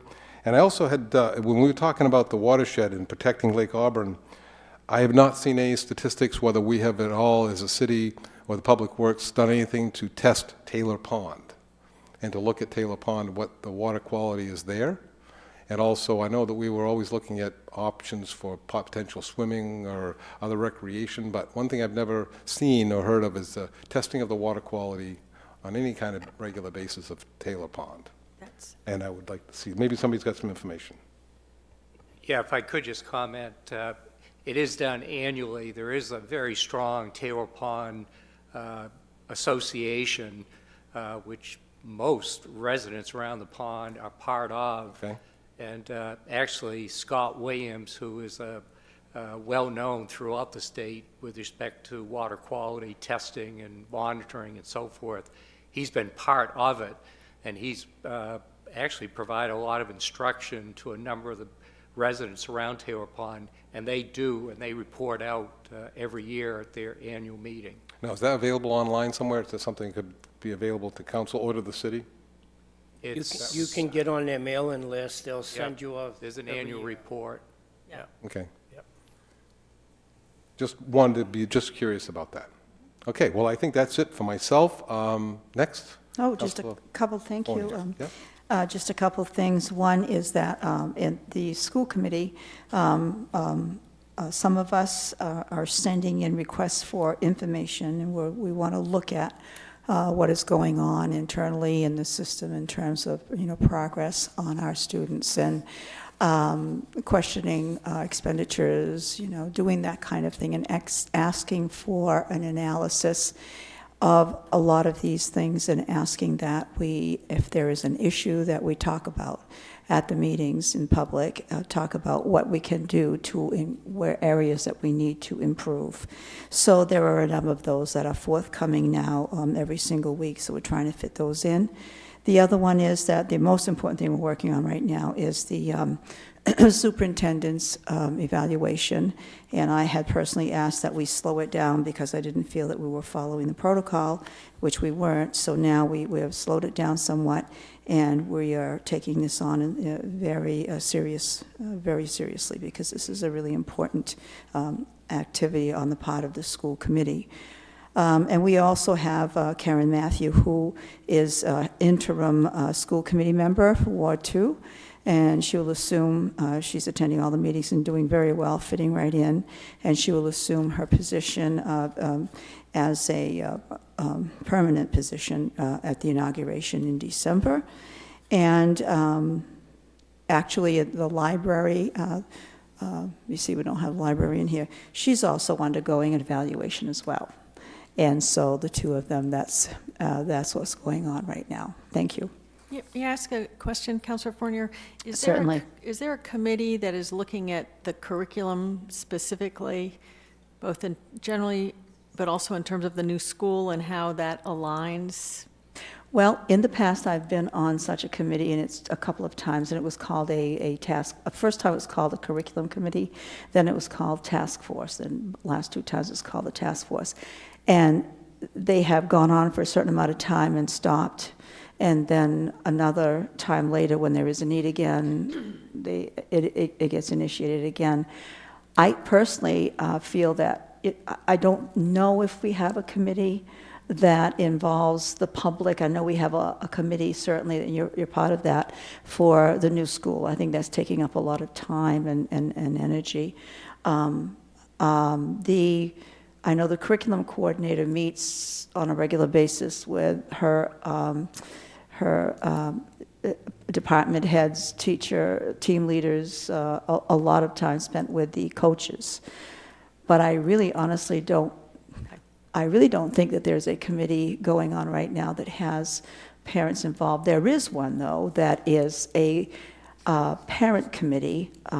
Dr. Doris from East Auburn, she's also part of half her time is spent taking care of the assessments and sort of a quasi-curriculum leader, except she deals with assessments, all of the assessments that we take.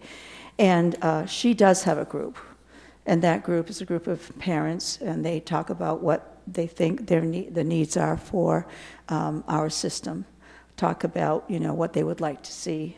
And it's at Sonaga. It's just started about, I think 4 or 5 months ago, perhaps, at least 4 or 5 months ago. And so that is ongoing right now. Thank you. But I can ask that question too, to see if there's another group that might be, ongoing. Okay, you all set? Thank you. Okay, Yes, thank you. Councilor Walker. Thank you. Yes, I have a few items. We'll start with tomorrow. I have a meeting with the Maine Waste to Energy. I'll be there from 11 to 2 tomorrow. We will talk about the business and the budget and where they stand with what the costs are for running the facility, and are we doing okay, or are we holding our own? All of the above. That goes on every month out there. We talk about the different things, and hopefully we're doing better and better every year as we go by. We try to hold the costs down. Keep in mind the average cost for the Town fees. Auburn waste is approximately $41 a ton. So that is probably cheaper than I think anybody that you're going to be able to contract with around the state of Maine to get rid of your household waste. That has nothing to do with recycling. Recycling is a whole different ballpark, and we'll leave that up to the new committee to come forward with us. Although I did go across the river there the other day and listen to a couple speakers talk about it, and they got some good thoughts, good ideas, and I believe the number one thing that has been missing in both cities is education. And without the education, recycling will never make it. No matter how much you pound it into people's head that it's cheaper, it costs more, it isn't more, it will be more. It's the education part that has been missing for years and years. Until we're willing to spend that money, we might as well keep it just the way we're doing it right now. The ones that want to do it, do it. The ones that don't want to, let us burn it and we'll make energy with it. But it's the education part, and that is not going to be cheap for the two cities to pull it off. On October 22nd, age-friendly meeting at 5:30 at the Hasty Community Center. That is for the executive committee.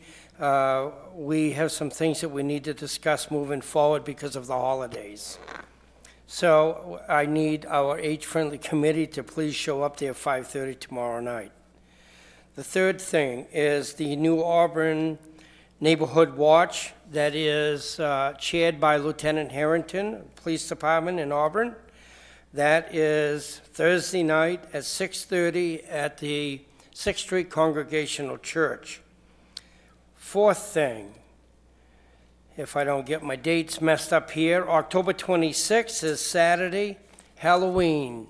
If we call it a safe Halloween because we have the Auburn Police Department that works with us, the Auburn Recreation Department that is involved in helping us. This is from 12:30 to 3 on this Saturday coming up.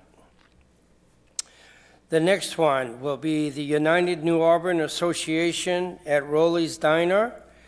We will be there for the 28th at 6 o'clock, again at Rowley's Diner.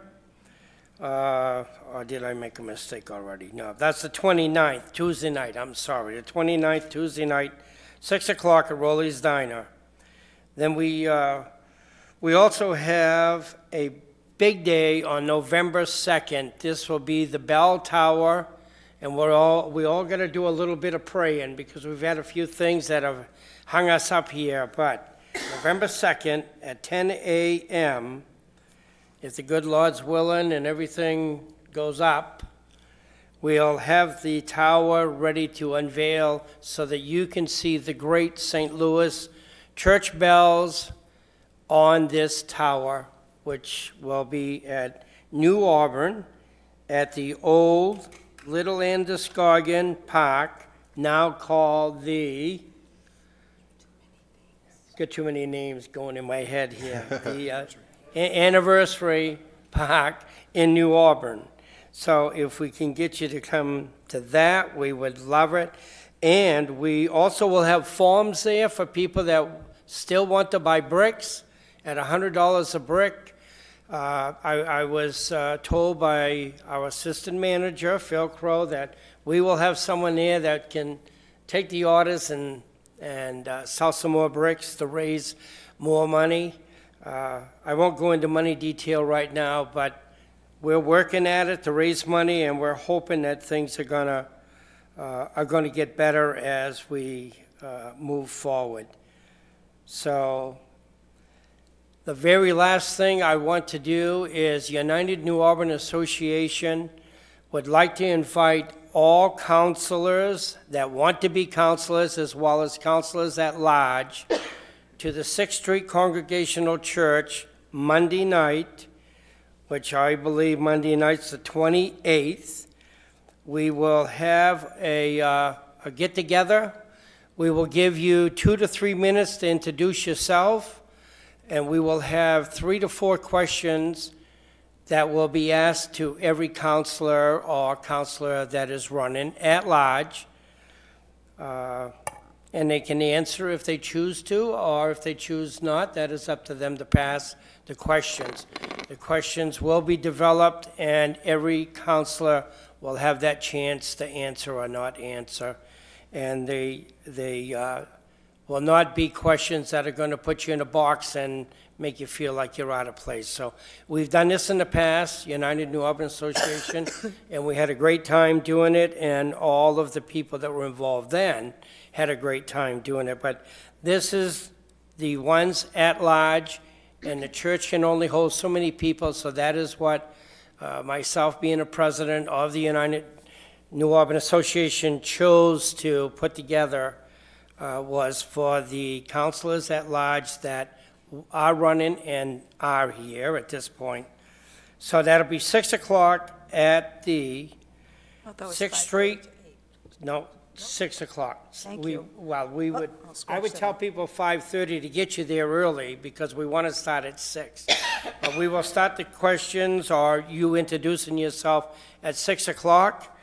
And if you can't make it, that's okay, that's up to you. But again, I would love to have all of you that are running for at-large councilors there. So it's at the church? At the 6th Street Congregational Church, because I'm afraid we'll have 70 people, and that will be a little too much of a crowd for where I usually have this done. So in New Auburn, 6th Street Congregational Church is just up the hill past the American Legion that we have there. So hopefully you show up. We will send invites to everybody, and that's all I have. So, I'm sorry, Counselor Walker, I just want to make sure I've got the details. So this is just for anybody who's running at large? At large, Okay. yes. And do they get the questions beforehand? I'm hoping to have everything done before this and send everything to them, so they'll know Okay. exactly how to prepare. Okay, thank you. And I believe, too, I omitted this, it was just scheduled recently, from 6 to 7:30 on the, when was it? Oh, what is it? I'm sorry, I'll find it. Continue. Okay. Thank you, Councilor Walker. Councilor Young? Thank you. Last Tuesday, I had 2 meetings, one right after work, and then there was the candidates' night. But I missed the Edward Little Building Committee meeting, but I didn't report for the month before, so I guess I could do that now. I'm on the subcommittee for the athletics, and we're looking at if for the second on the track. First of all, we didn't know exactly where we were going to throw the javelin and the shot put and such. Everything's all compact, so that's what we're wrestling with right now. And if that's an artificial turf next to the stadium, we won't be able to throw the javelin there. So maybe we should pray that that's grass, and another one of the fields would be the artificial turf. That's only if we get to raise the money for that, because that was in the bond, but it was to be funded by other sources. So the principal said, we said, well, we'll put the artificial turf on the ball field. And then he pointed out, because of Title IX, if you do it for the ball field, which is for the boys, you got to do it for the softball field for the girls.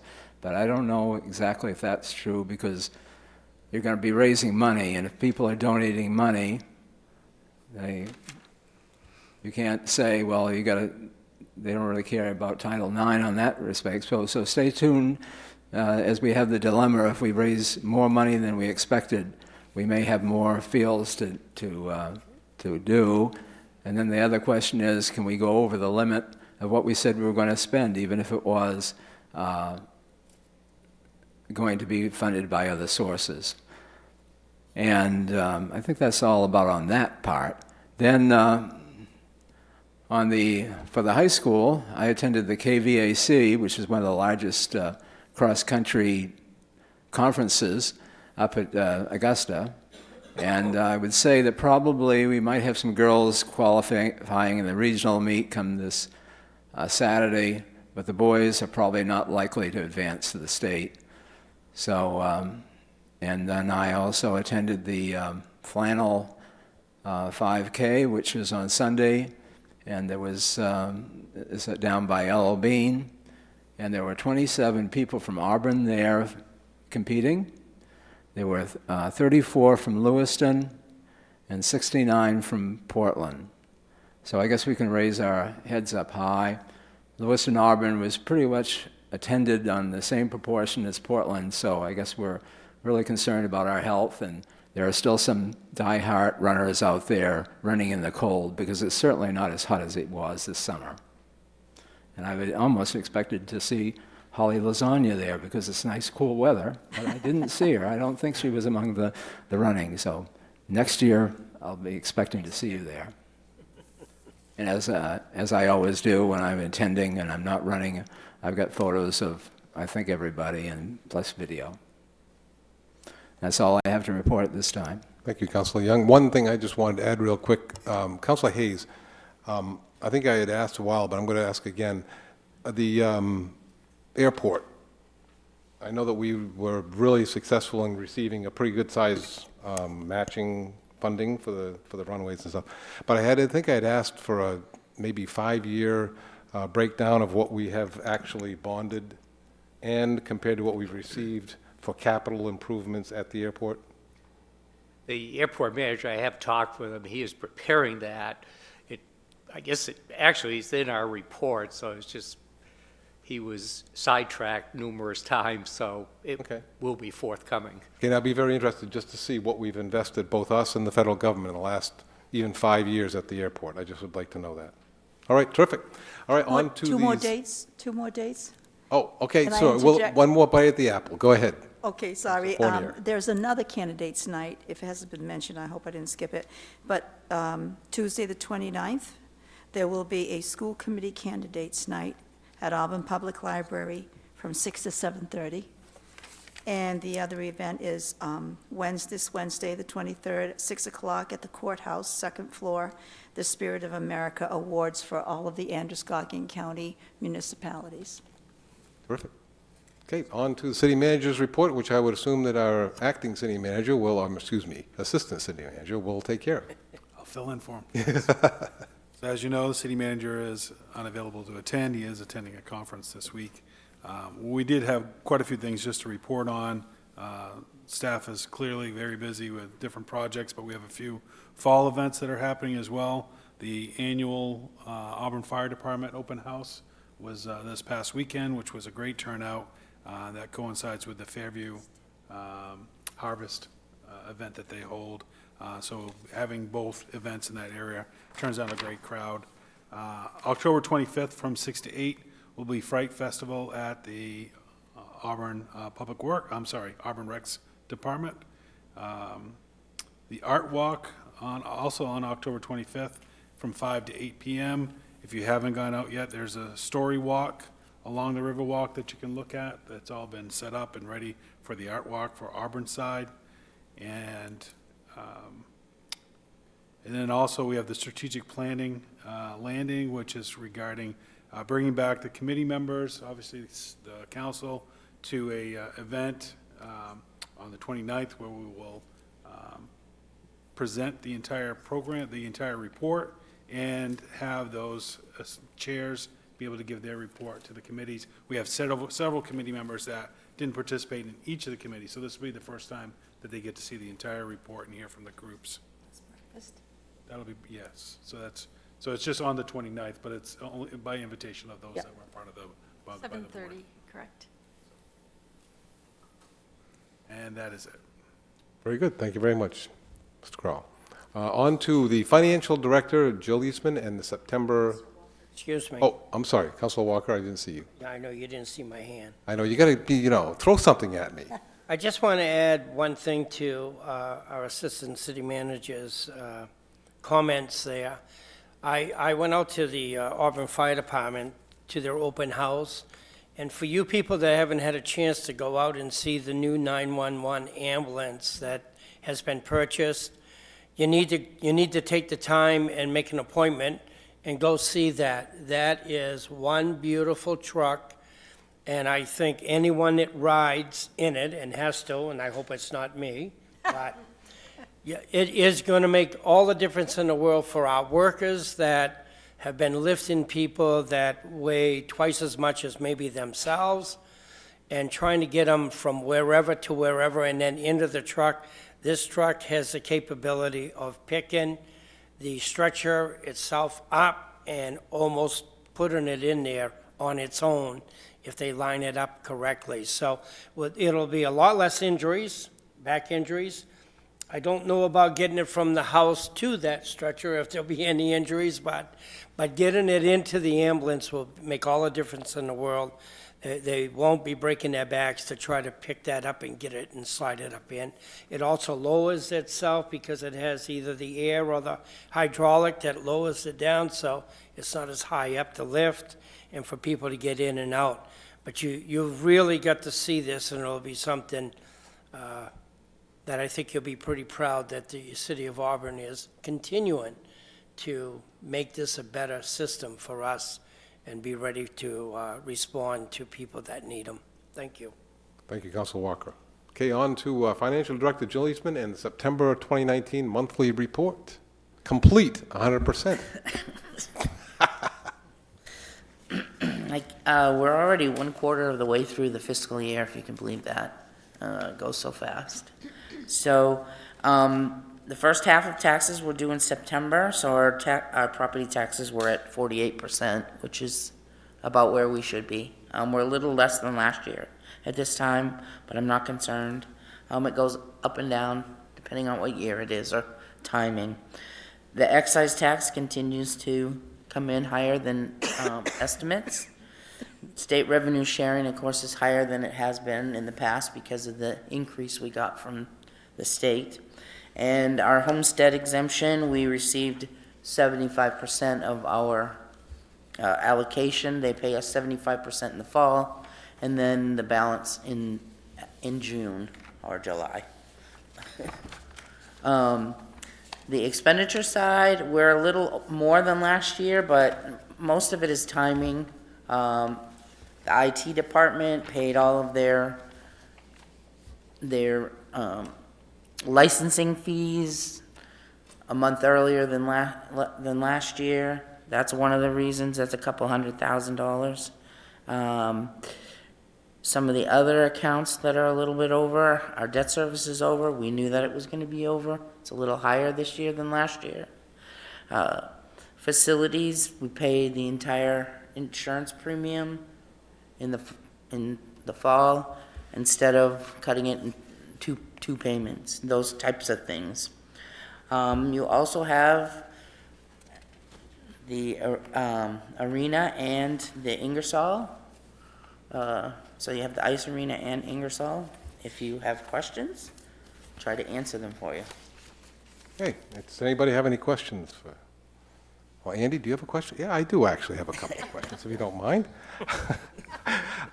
Page 8 of the detail, it's the EMS billing page. Mm-hmm. I think I saw it said September 2018 after August 2019, so I just want to make sure that that is 2019, which we yeah, need it to is. correct that so that if we make that correction, then that'll be complete. But I was asking a couple of questions there. One of them was, I noticed that the patient pay in September was back down to 10,000. But I also noticed that there's an adjustment there, and I don't know if I've asked this or not. Is there like automatic adjustments when it's a patient pay? Like when we bill a patient, there's not an insurance involved. Would there be an adjustment and why? Immediately, I mean, Mostly that would be if we chose to write some of those off. So that would be the Those write-off and adjustments, not some the of it initial is. bill? Sometimes I get individual requests for a write-off, not like the A whole reduction, lump you sum. mean? Or a reduction, yes. Someone has a special circumstance, they will send a letter to the company, and the company will send it to me, and I make those decisions. Okay, and that would show up in this adjustment, even if it wasn't necessarily in this particular month. It may have been something that happened in August, but you made the adjustment in September? That's correct. Is that what that worked? Yeah. And I also noticed that in the Medicare, of course, obviously, is one of the Medicare, Medicaid are the two largest categories. Is there a way of knowing what percentage of the Medicare are emergency runs, and how many of them are what you might call transfers, if there are any? Most of, no, we don't They do be all emergency? transfers. We don't do any Yeah, transfers. there's only, I do have the breakdown. I can give you that. I'll I'd be send it to interested you in tomorrow. knowing, yeah. But I would say that at least 95 to 96% are emergencies. Yeah, so what you're saying is like Clover, which is really close to the We- fire no, department. we We don't would do not tr- go there. we don't do transfers. United would be the one they call for a transfer. That's correct. Unless they felt it was an emergency trip to the hospital. Right. Okay, and then lastly, on page, I think it's 20, that talks about the ice arena. I just wanted to point out real quick, I think, I'm not sure, but I see that we show in the expenses what used to be rent. Maybe I missed it. We're not showing any rent expenditures through 2019.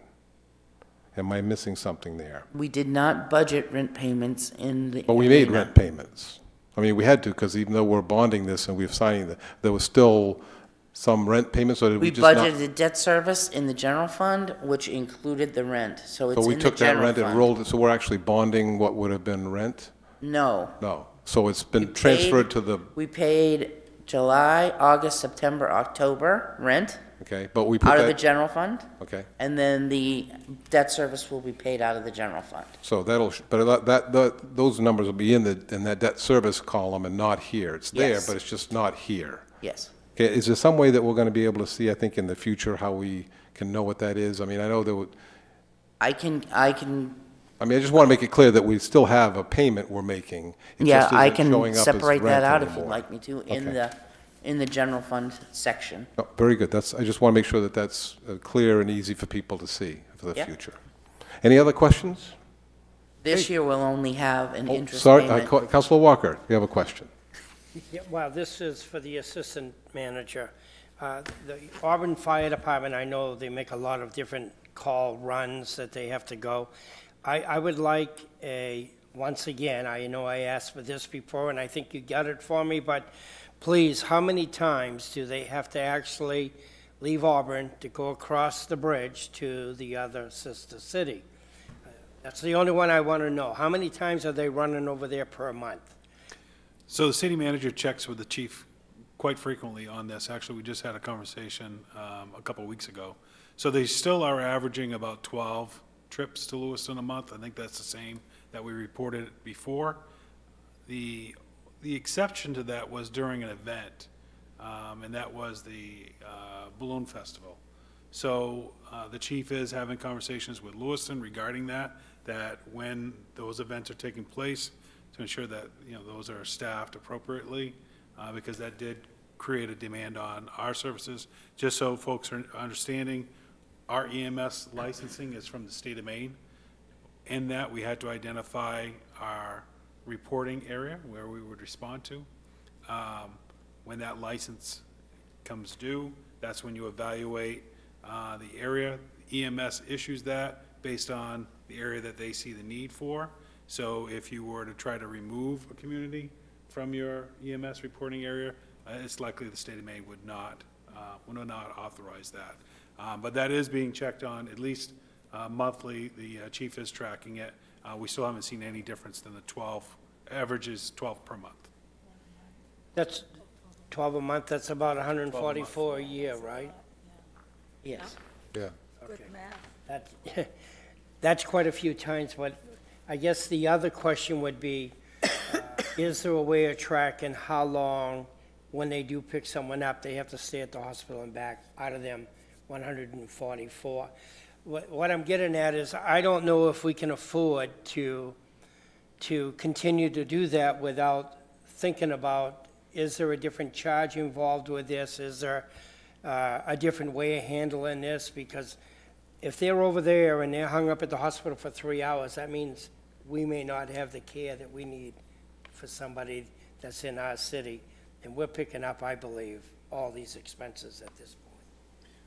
We can have the chief give you a full presentation on that. A lot of that has to do with EMS licensing and what's allowed and what's not allowed.